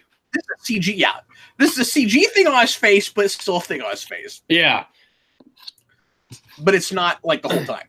I wonder if Tom Hardy did mocap for any of the Venom. I mean, obviously, like here, this is pure CG, but I wonder if he did do mocap stuff for some of the stuff in the Venom suit. I don't know. That is a good question. It doesn't look like it, but it doesn't. It stuff. Yeah. I think maybe the idea is that we've replaced web swinging with just like tentacles that come out. Yeah, like that's what we did. The problem is there's no longer with this movie starting a franchise enough of a difference between what the regular Venom-looking symbiotes do and Carnage. Yeah. Like that drives me crazy. That was my point when I saw this movie. Like, we've already done all of the visual stuff, like battle-wise, with Venom and Riot in this movie that you would do. That would be exciting about seeing Carnage in a movie about. You know, like all of that action-y stuff that would be cool. Like, you know, to have Carnage fight Venom and stuff. Like, it's going to be the same thing, just with a red symbiote that is probably going to turn his limbs into axes and knives and stuff. Yeah. And I have a lot of nostalgia for Maximum Carnage. I love Venom and Carnage, despite myself. I don't care. It's one of my favorite things because it was when I was a kid. I'm not excited about Carnage now, and I hate that. Like, I should be. And I like that casting choice, despite the stupid thing they do at the end of this. Oh my God, his wig is awful. It's so awesome. Like, it looks like a Halloween store wig. I'll be excited about that, but I can't. Yeah, I mean, Woody Harrelson, even in bad movies, he's great. So at the very least, you'll get a good performance out of him, which should be I wonder if he'll mocap any of Carnage. I wonder. Back Studios puts in a $2 super chat and says all or nothing is right. I prefer Roger Corman. Fantastic Four. See, one of the things that I don't understand about this movie is why Eddie Brock's an investigative reporter. Why isn't the plot of this movie him investigating the serial killings of Cletus Cassidy, and then at the end, Cletus Cassidy gets the symbiote and becomes Carnage? And then they set it up for the next movie. You know what I mean? Well, I think we could sit here and come up with like 150 like better plot ideas than what's here. You're right. It would have been great if we did something like that. I never thought of that. Like, I don't know. Like, Riot is probably the least interesting character of all time. I can say that with a good level of confidence. Like, I just don't. That Riot is the least interesting character of all time. Yeah. Who cares? Like, why? Like, no one, even Venom fans, were not excited to go see Riot. You know what I mean? No. Like, if you want to do a low budget Venom thing with $100 million, just make the villain a regular serial killer. Like, you know? Yeah, sure. And you could have some atmosphere, and you could have some tension, and you could do that, PG. This is so dumb. This is the stupidest thing in the entire movie. How did they not see that giant drone? How? It's not even flying under the mirror at all. It's right. It's in your rear view mirror. The only way you can make that shot work is if she's got boxes stacked up in the back. That's the only chance. Well, and my thing is too, like, if that would definitely not be allowed, like just having giant drones following people around in the streets. This is a New York with zero police, or not New York, San Francisco, with zero police. We don't have those. And here's the creepy little girl trope. And that's a good point from Ring Raku there, who's another name I don't recognize. Thanks for joining us. Riot was supposed to be part of a symbiote group in the first place. That was what I was wondering. In the theater, where I was like, shouldn't it be just like a group of symbiotes, and you could give them all different personalities? And well, yeah, that's what not Maximum Carnage, the Lethal Protector storyline does. Oh no, I see what you're saying. Yeah.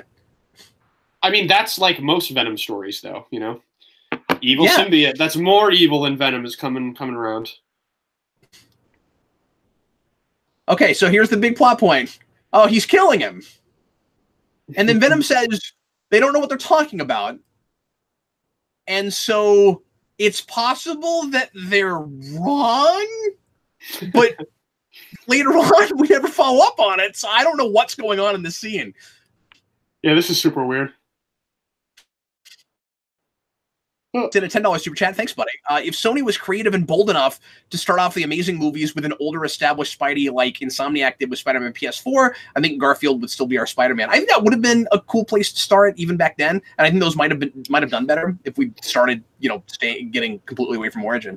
Yeah, I really like Andrew Garfield as Spider-Man as well. I do too. I'm not that I dislike Holland or I think Maguire is the worst casting choice out of all of them so far, but. I even like him in those movies to some degree.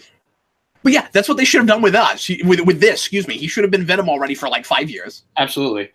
Is Venom in the Spider-Man PS4 game? No. They are, and they intentionally left out the black suit so that they could tell that story if they wanted to. Oh, cool. I like that. Because people were wondering why, with all the different suits you can collect and pick from, the black suit's not in there. And they said, we don't want to put that in there until we've done it. Oh, I really respect that choice, actually. That's really cool. So in that universe, he has not fought Venom yet. Venom has not happened yet. Very cool. So my understanding is that game is a Doc Ock story, right? Like he's the bad guy? Yes. He's. I don't want to spoil things for that game. Well, I probably will never play it, unfortunately. But I know we have a lot of people listening, and some people may not have played it yet. And Norman Osborn is set up in it as well, right? Yes. Cool. Has Osborn been the Goblin in that universe? Doc Ock being a bad guy at all is something of a revelation in that game. Oh, interesting. Which is why I didn't want to say anything, but yeah. Oh, like you didn't expect Otto Octavius to be a bad guy? The way it's set up, it could have never happened in that game. It could have happened later. Interesting.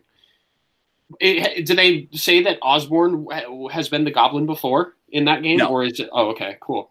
No, Spider-Man has not fought three of his biggest foes in that game. Most popular characters ever. Right. I want the motivation of the Avi Arad symbiote to be popular when he shows up in the third movie. That would be amazing. Just he wants to be popular? Yeah. Yeah. Oh, that would be the best! I know. I would watch the crap out of that.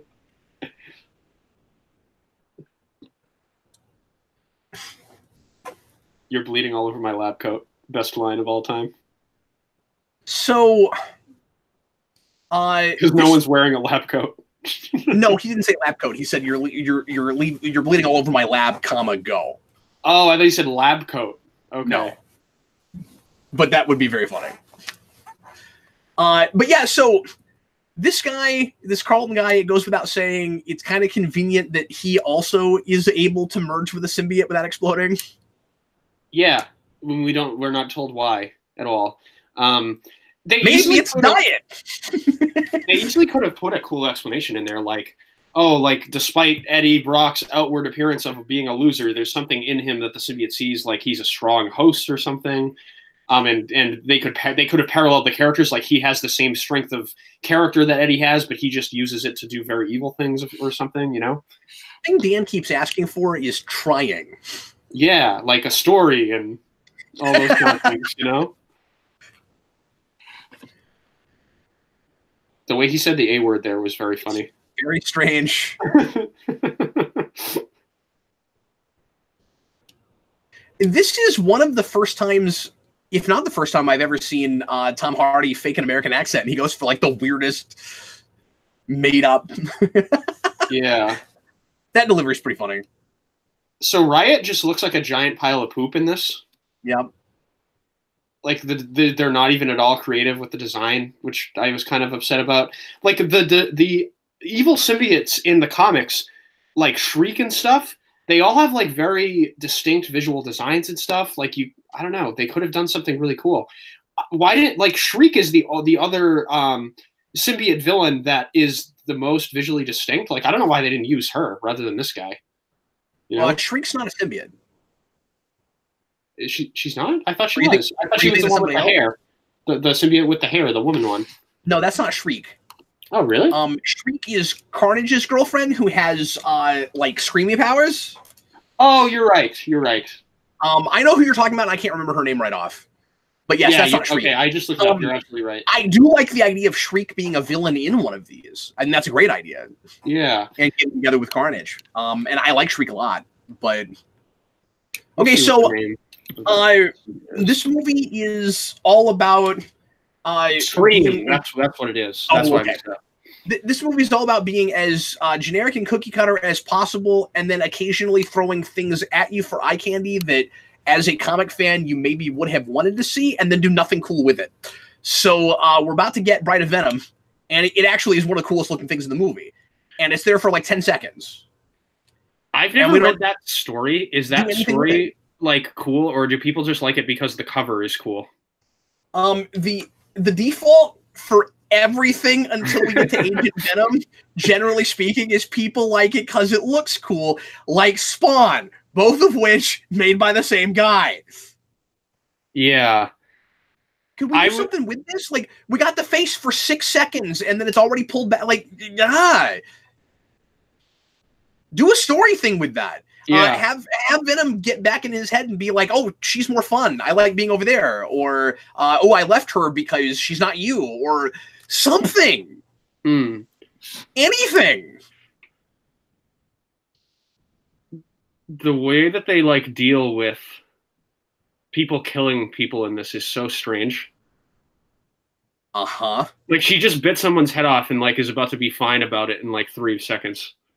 And then there's the whole thing where we keep biting off people's heads or devouring them entirely, and there's never any remnants left on the floor. Yeah, that's true, too. So are you the kind of person that likes... She should be traumatized by that experience. Oh, yeah. Absolutely. Are you the kind of guy that prefers a bulkier Venom with, like, the big shoulders, or a more lean Venom? I like my favorite Venom look is like his appearances in the The Amazing Spider-Man issues where he first shows up, where McFarlane draws him, like even before he has the tongue. I like the grin that he has there. I'm not a fan of like the Venom with the giant green slobbery tongue and all of that. I think it's a little much. I like the original design much more. And he's kind of big in that, but he's not like 8 feet tall like he is in this. He's just kind of like a bodybuilder. He looks like Arnold Schwarzenegger, you know? And his back doesn't go up like 10 miles above his head. Yeah. Where his head's like this, where he looks like his head is like in the middle of his stomach. Yeah, that's my favorite design for the character. But I realized that the other, version is what most people think of, and that's what's become generally more iconic. So I don't blame them for going with this look, So I have I have kind of a Witchblade approach to Venom. Oh, interesting. I've never heard of the Witchblade approach. What is that? Well, the Witchblade approach is she's scantily clad on all the covers, but inside the book, she hardly ever looks like that. With Venom, I like the tongue look and everything on covers, but I like the look that you're talking about in action more. Oh, okay. So I think the Witchblade approach. I want on the covers for him to always have the big the tongue with the slobber, but I don't like that inside as much. I didn't know that Witchblade was that cynical about trying to sell comics. Like, we're gonna put a scantily clad babe on the cover, and that's not what we're gonna get inside. That's really funny. A lot of it's because she's a cop and she's usually doing cop things inside. But but you're right. There is a certain amount of cynicism that kind of comes with that. So this is the scene that was in the trailer without Riot in it, where he moved all the computers. Sad is that you can't even see that character in that scene once you've seen it without it, because it just doesn't even feel like it's there now, right? Yeah. So we have already leapt to the third act. Yeah. And the symbiote has just decided that it likes the planets for some reason. Yeah, it wants to save things now because it's the third act and that's what it's supposed to do. And it doesn't like Riot anymore because Riot's going to destroy the planet that it has just suddenly arbitrarily decided that it likes. We could have gotten there. That would have been nice. It would have been really cool if this was a double cross of some kind. Yeah. That'd be great. Oh, so I kind of forgot that this symbiote does the Carnage thing of changing its limbs into weapons. So we have wasted every visual potential for Carnage already. Everything. That's what I'm saying. That was the big one for me. Was as soon as it makes like a machete, I'm out. Yeah. What is Riot's distinctive features in the comic books? I don't really remember. I don't know anything about this character. Let me look. It's a bad guy symbiote. They're all the same to me. Well, I mean, Carnage is very distinct, but other than I know what you mean. Yeah, it's a bad guy symbiote that is not Carnage. So Riot is so insignificant; he doesn't even have a Wikipedia page. Excellent. Yeah, I'm telling you, he was never a major character. Keller O'Rourke, you can tell the third act was heavily edited. Oh yes, but I think this whole movie is like that. Yeah, I'm looking at the images of him from Lethal Protector, where he first showed up. He was, I guess, his first appearance was in that first issue. He just looks like gray Venom. Yeah, well, nailed it. I mean, I wish he looked a little less like a turd and more like gray Venom here, but maybe that's what they were going for because they have that turd joke they got to pay off later. He's a bad guy, so menacing equals huge. Yeah, you know what it kind of reminds me of? It reminds me of the Abomination design from Incredible Hulk in like. I was gonna say, and everything else that did that, and Doomsday and everything. Yeah, true. So this is boring. Says Riot was the Lethal Protector, and he was chosen because he looked the coolest. Really? I beg to differ. I think Scream is the coolest looking one. Anime 2019 predicts that I will give this film 2 out of 4 stars when I do the rewind. That's a generous score. Yeah, I would imagine this is going to be a 1.5 or a 2. Because Ghost Rider got a 2. So, is it worse than Ghost Rider? I think so. Not that I like to compare scores like that, but that was the first place my brain went, where I was like, 2 is like a completely average. Is this movie average or bad? I don't know. If this is average, man, superhero movies are in a bad place. Crappy superhero movies, man. Yeah. And this is predictable. That's the really obvious thing to do. We got to give her something to do. I've praised it in other movies when I liked the character and I didn't feel like she was just a plot device. Yeah. And I'm not saying this character is nothing but a plot device, but she's just so generic, and at this point, it is kind of a trope, or just thing we do all the time.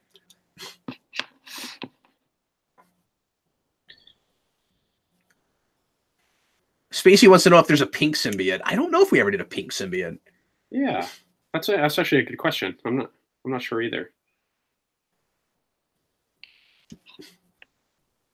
So, do you think anybody had any emotion at all when that happened? Because I don't.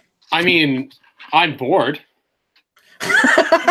I mean, the direct reaction to that happening. Were you more bored when you got stabbed? You're like, I'm bored. Yes. And then you get stabbed, you're like, I'm even more bored. I think I actually was, because I was like, oh, they're going to do the dumb, like him coming back to life thing.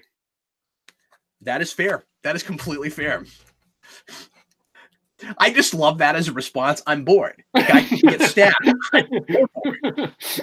I am basically Michelle Williams now. Like, I've become desensitized to violence.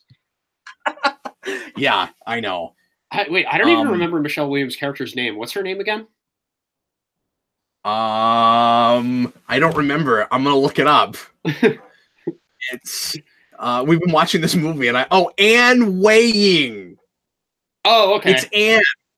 Because the way Tom Hardy says Anne is weird. He's like, Anne. Yeah.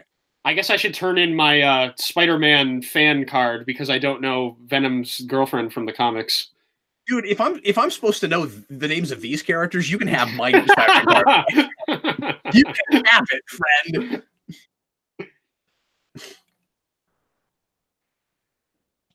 So the names of these symbiotes people are talking about in the comments, like Agony, Scream, Riot. It's just like edgelords made this stuff up. It's amazing.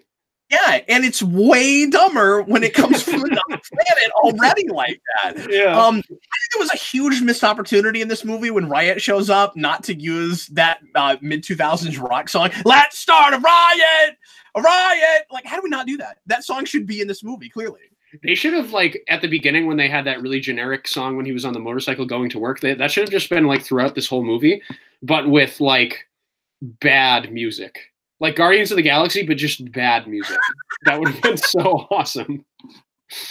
I mean, some people would say that Suicide Squad had that, but with Suicide Squad, it wasn't even bad music. It was just, like, poorly placed. And it was, like the most obvious scenes in the world. Like, when Amanda Waller comes on, it's like, sympathy for the devil. Okay. Yeah, we get it. Well done. She's bad. Let's just spell out all the themes in song lyrics. Yeah. I want to score a movie like that. You know how we always make fun of scenes that use like rock music to score, but it feels like they're just explaining the scene. I want to write a whole score like that. We should do that for a movie that's already been made. Oh, that would be great. And like edit it together. That would be fun. Yeah, like, get a band and like get inspiration going. You're just like, we should do it for this movie. I just got stabbed and no one cares. Dan is bored and more bored than he was. I'm desensitized to violence. The bad guy predictably exploded. Eddie's happy. The fact that she's okay with him being Venom is so strange at the end of this. I don't know if she's okay with it because he tries to sort of hide it, and she's like, wait, maybe he is. It's almost that like it's almost like that Mary Jane kiss thing at the end of Spider-Man 1. I was like, oh, wait a minute, he has the symbiote. What's weirder is that she's okay with what happened to her, and then she talks about Venom like an endearing friend they've just lost. Yeah, that's what I mean. Like, even if she's not okay with him being this like Venom now, she's like, yeah, Venom's a cool guy. Like, that's like the Punisher having like a stable and healthy relationship with a woman, you know? Like, it's not supposed to happen. This is insane. I forgot that her new fiance or husband or whoever is because I don't even remember if they're married. Is named Dan. And, yeah. He's Dan funny too. He says Anne and he says Dan. I'm gonna like have to just get Tom Hardy to say my name at some point. if I ever meet him at a con or something. That'd be great. I don't know why Stan Lee has a cameo in this movie and Todd McFarlane doesn't. Does he? He doesn't, does he? Does he really should? I think it's awful they didn't. And like, there's other people that would make sense to put in here too. Oh yeah, like, Michelini as well. Does cameos, and I don't know. I don't think anybody would recognize him, but they should. So Stan Lee's cameo is weird.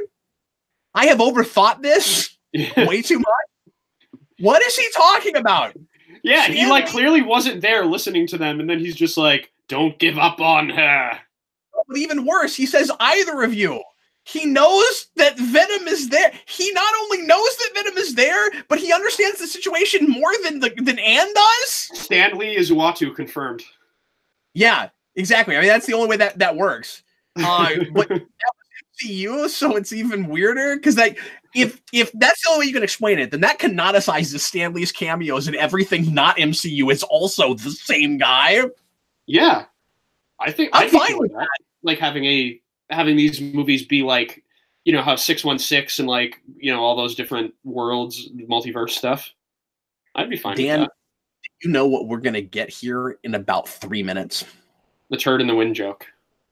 No, we're gonna get that in about 1 minute. You know what we're gonna get in about 3 minutes? Hopefully, Venom! Oh yeah, I was gonna say hopefully the end. Almost there, buddy. That song is just amazing. Like it is. Like how did anyone think that was a good idea? And I have made the leap with it like I did with Jurassic House. Like, it's so bad, I like it now. Like, yeah, I agree. I listened to it quite a bit after I saw the movie because I was just laughing. And I listened to it, and I'm fine with it. It's awful. I love it. So yeah, this is what we're left with. Tom Hardy or Eddie Brock says, yeah, Venom, you can kill people as long as they're bad people. I'm a lethal protector or whatever. I don't like this. I don't like this at all. Yeah. That's a comic cover. That's not a thing that was ever meant to be seen in real life, Dan. Yeah, why? I don't understand why he like showed his face to that guy either. And just half of it, and everything about that is awkward. Super weird. It's very awkward. There are a lot of places in this movie where I'm going, if this was the tone for most of this movie, I'd like it better. Like, this kind of comedy, that could have been the movie, and I would have been fine with it. And you could do a blend of that and the, harder edge, kind of horror stuff, and you could have had both. But instead, this is amazing. Funny. And have you listened? Have you read these lyrics? Oh, yeah, I'm reading them right now. But because they're amazing. And he makes it like a meta thing where he makes his history with music the symbiote. That's so weird. To that, and I do know that the entire song, so I don't think we get that whole verse. Yeah, I do know that Eminem is actually a big comic book fan, and Venom and Punisher are his two favorite characters. So he was actually like really excited to like get to work on this movie. So it doesn't surprise me that he put like some of his own personal touches into it, and it's not just like a phoned in thing for him, you know? I was just amazed listening to this because I was like, this movie is so dated. It has like a 90s rap theme song that we felt like we had to do like for all of these kind of big action movies, with a known music star of the time. Early 2000s. Like, yeah. You could have Eminem in 07 for Ghost Rider. We got him in 2018 for Venom. Yeah. Can I ask you a question? Yes. Was there anything in this movie that reminded you or had anything to do with ink blot tests? Because this is all kind of ink blot tests. Like, I get that it's also like under a microscope, but it's too ink blot. Oh yeah. No. That has nothing to do with this movie. If the movie was a bit more about the identity, psychological relationship between those two characters, I could see that being a fitting thing. So we're finished with the movie, but we're going to have, of course, the after credit scene, and I get to cringe one more time, because when he says there's going to be carnage, I just do that. So every time I cannot handle it. I cracked up when that happened as well. I was like, what did I just watch? Did we have to spell it out that hard? Did we really? We had to come out and say that? Like, I realize that card is a word, but oh my god. Well, when you see Woody Harrelson in a Halloween wig, you're kind of just like, why? What's happening here? I guess they thought the audience was going to be tricked. I'm with you. It would have been really cool if this was the movie. Like, if this was the open film and he drives up and like, you wouldn't have even had to make Cletus Cassidy Carnage yet. It almost would have been cool if Exactly. Yeah. Because in the comic books, Spider-Man like investigates Cletus Cassidy for a while, and like he introduces a character before he gets the symbiote. What if that movie was he's investigating him, and he does, like, it starts off with him doing a report on him, and then he breaks out, and then he's got to go get him. Yeah, exactly. That would have been awesome. Spacey says Carrot Top. Yeah, he does look kind of like Carrot Top. Venom. How quickly, like, do you think this after credits scene was hobbled together? I think it was shot the night before the Hollywood premiere. I agree. I agree. Like, Woody Harrelson signed the contract. He was like, "All right, I'm ready to shoot," and then they did it.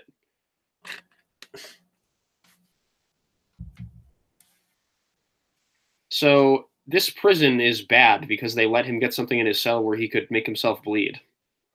Yeah, and maybe he didn't have a good track of time, but he waited a really long time to start working on that sign. Like, he's still working on it as the guy he's going to talk to is coming in. Yeah.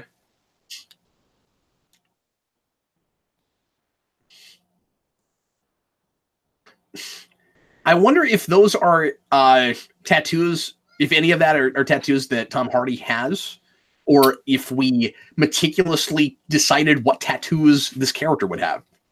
I think Tom Hardy does have tattoos, but I'm not sure. He seems like a guy that would. And this is a character that would, so it's cool if they're his. Yeah. They're all on arm.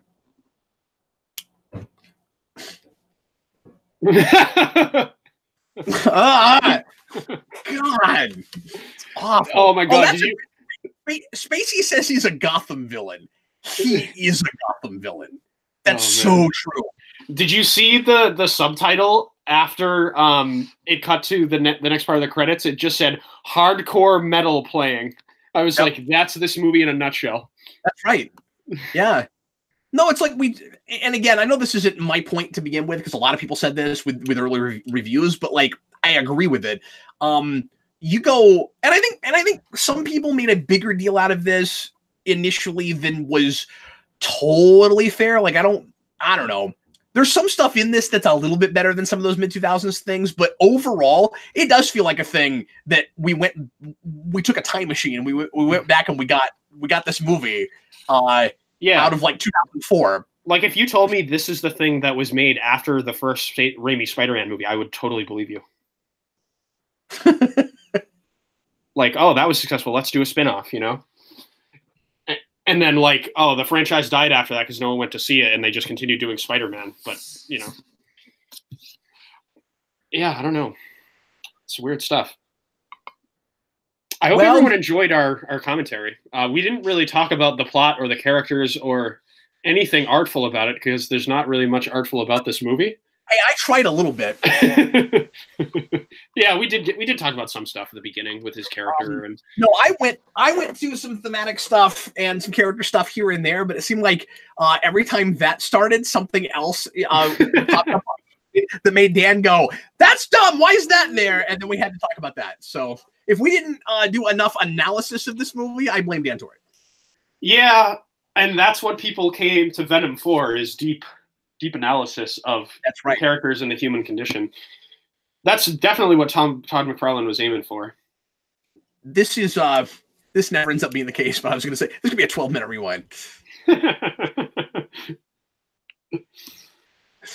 Imagine, like, how long do you suspect this rewind will be, though?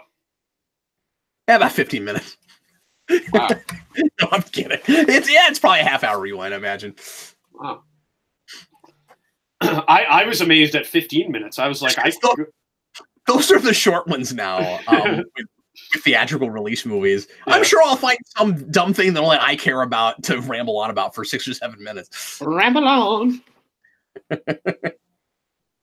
Do you guys think Into the Spider-Verse credit scene made sense to put in the Venom movie?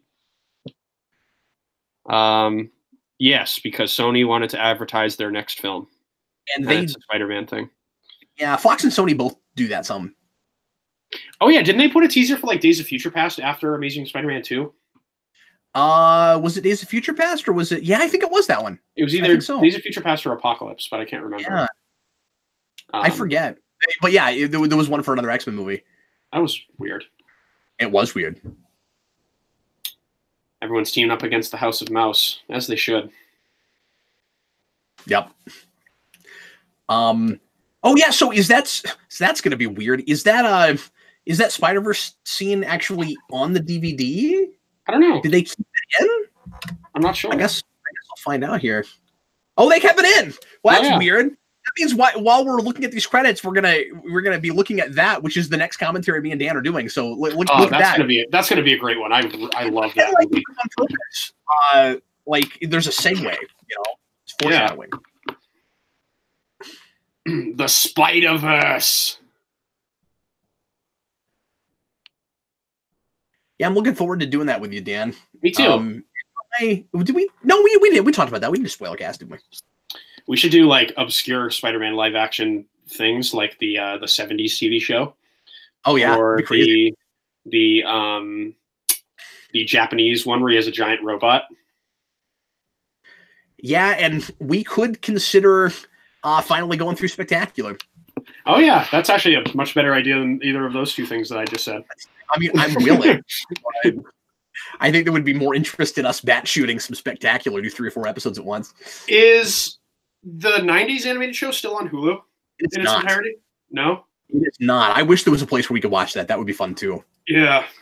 There's crazy stuff in that to make fun of. The amount of times he yells Mary Jane makes me laugh. It's just like every episode. Mary Jane! But not quite. It's almost as good as Fox X-Men's Xavier screaming, but it's not. Oh, is that a thing? Like him screaming is a trope? Scream. Yeah, he always goes, ah! It's the best. I love it so much. I'll send you a video because somebody have you ever seen the YouTube video that somebody made called Previous to Land X-Men? No. When we get done here, can I show it to you? Yeah. I'm gonna put it in the red.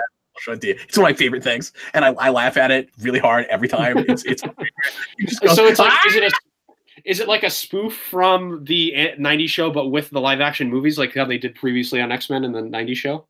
No, he just goes in and finds a lot of really funny clips and puts it all together, but like it's just really well put together, and he does like every Xavier scream, and it's great. That's awesome.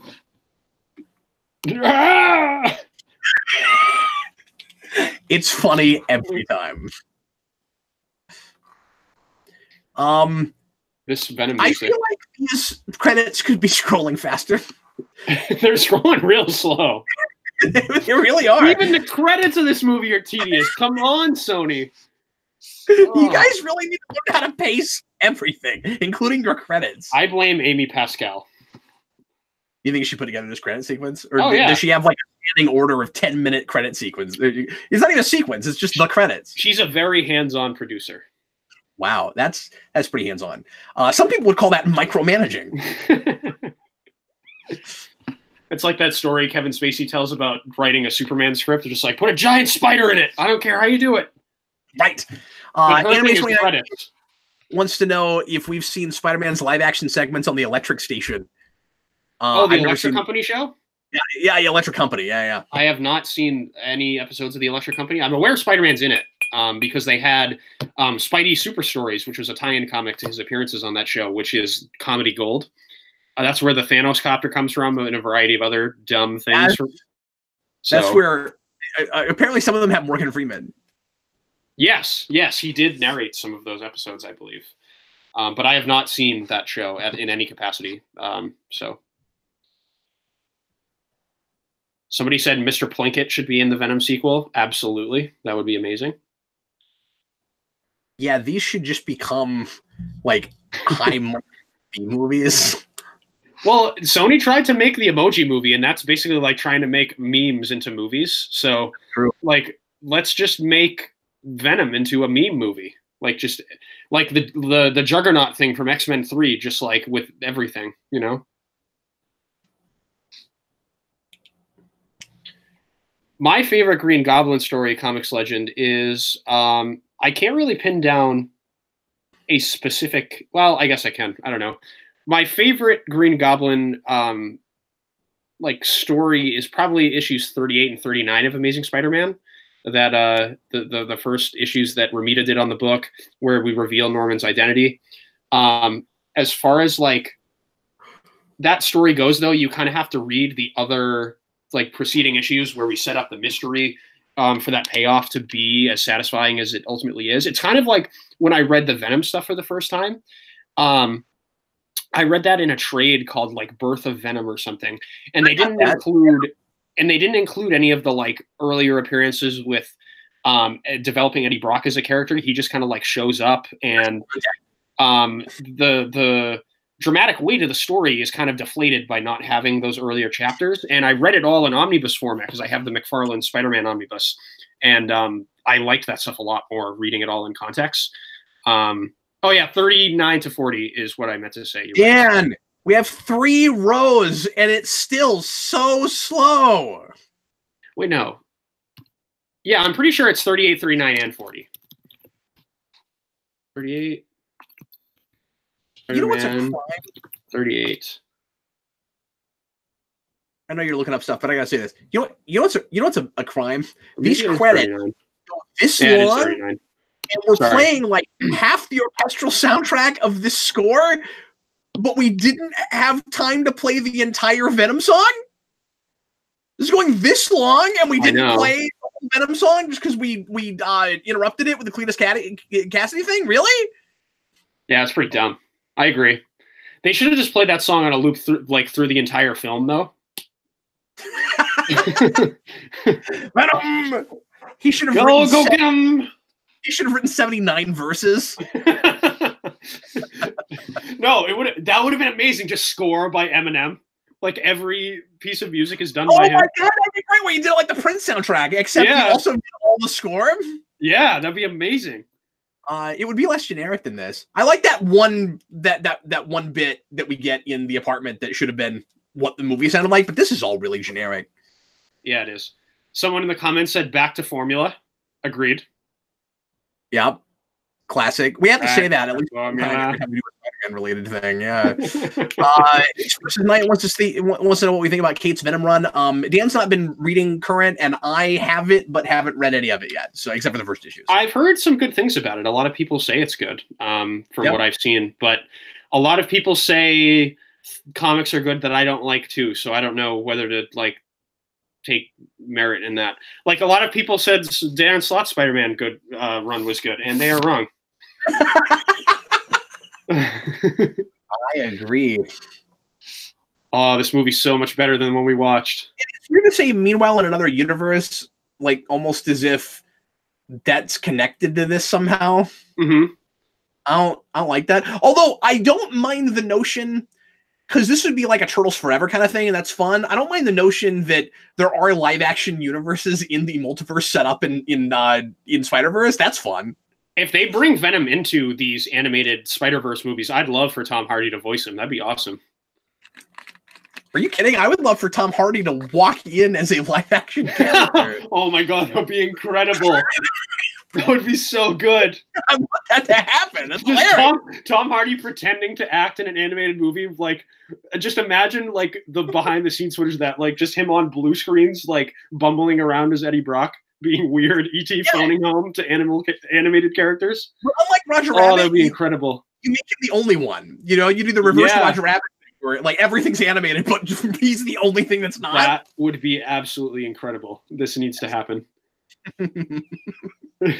It would definitely tank the quality of the Spider-Verse sequel, but it would almost be worth it. Well, they're gonna make like 13, so who cares? You know, yeah. We can have one stupid Venom one, and then some other decent ones, or just have it be like. Are Lord and Miller supposed to be involved with all the sequels to these, or just like the Miles one that they're gonna do? I don't know, and you know that half the stuff they're announcing will never happen. Yeah, because they're talking shows and stuff, which I think is a good idea. But yeah, I mean, like if Lord and Miller are involved with the sequels, I'll definitely be excited about those. It's just if they start pumping them out with talent on them that aren't as passionate about the source material as those guys clearly were, I'm going to be very a lot less excited. Well, we'll talk about this scene when we actually watch this movie. This is a weird scene to like preview, I think. Don't you think? Yeah, oh yeah, I think so too. The only thing, but the thing I appreciated about it in the theater is that it told me that we're actually doing something with the Peter Parker death, so I got kind of more excited about it after I saw this. That's true. Just because I was glad to know that we were actually having Miles be inspired by that. Mm-hmm. But yeah, it does feel like arbitrary where they just went, let's pick a scene that has a bunch of action in it. I mean, I guess they could have started from this place, but they probably felt like they needed something that, even if you didn't know what was going on, felt emotionally resonant, so you knew you were watching a movie and not just a music video. You make you feel like you were watching a movie and not the thing you just watched before. Yeah, anime 2019. If you count the Cletus Cassidy bit, these credits are almost 20 minutes long. Wow. Amy Pascal needs to get better editing software for when she makes credits. You're gonna blame the software? Software doesn't allow the credits to roll faster. The inventors of Sony Vegas apparently have not upgraded their version in a long time. I use Vegas and I can do that. Okay, that is my favorite new thing that you said in a while.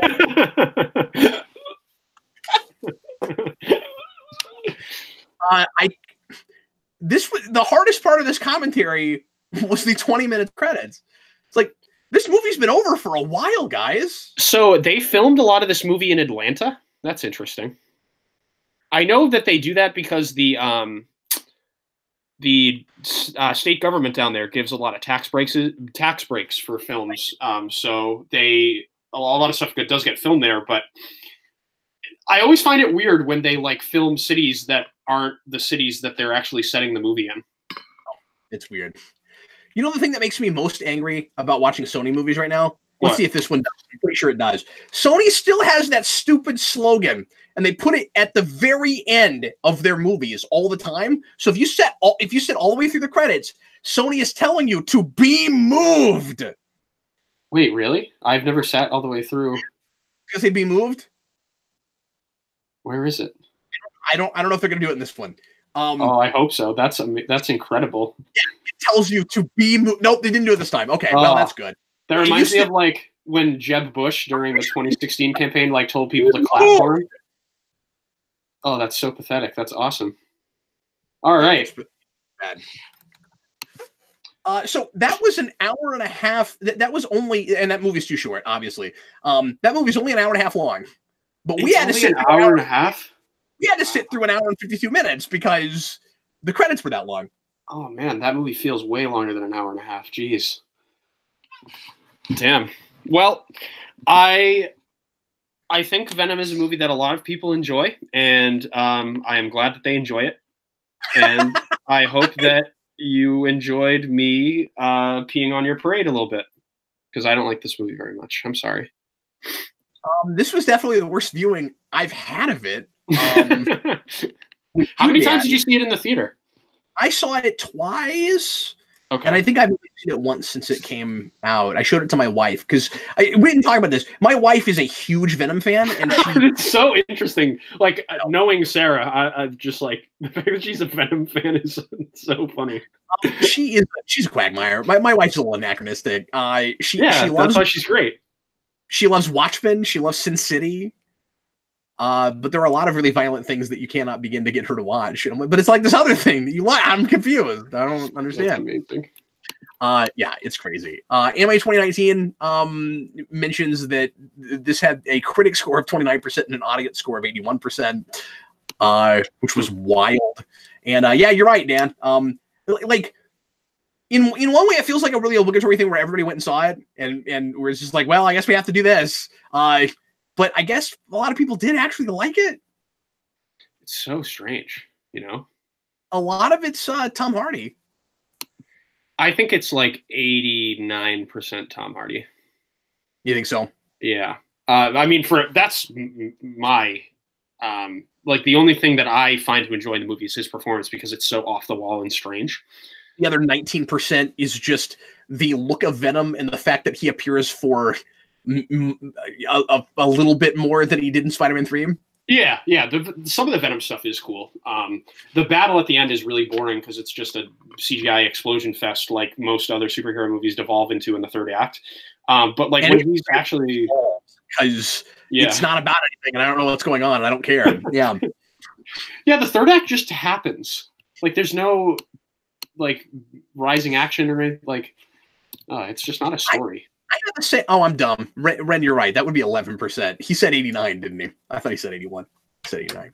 Anyway, I'm dumb. Because I said the other 19%, and then he was like, "That's 11. Learn to do math." But anyway, so what was I gonna say? Yeah, I can't remember. I was going. So, yeah, what I was gonna say is I have the same thing with this that I do sometimes when we're reviewing Power Rangers or when we're doing commentaries on Power Rangers, which is every time I'm about to start talking about ideas, I stop myself. Oh, yeah? A little bit. We're like, yeah, because like I said, we did a little bit of that, but a lot of it was just like, I don't know, is it worth even going down that rabbit hole? Yeah, especially like at the very least, like Power Rangers tries to be a fun thing.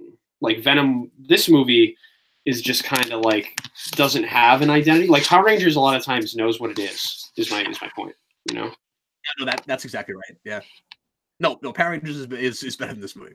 This movie's like the equivalent of like a shrug. You're just like. Well, everybody, thanks a lot for watching. We sure appreciate it. Dan and I will be back very shortly with the commentary for Into the Spider-Verse. So look forward to that. Dan, thanks for coming back. It's been too long.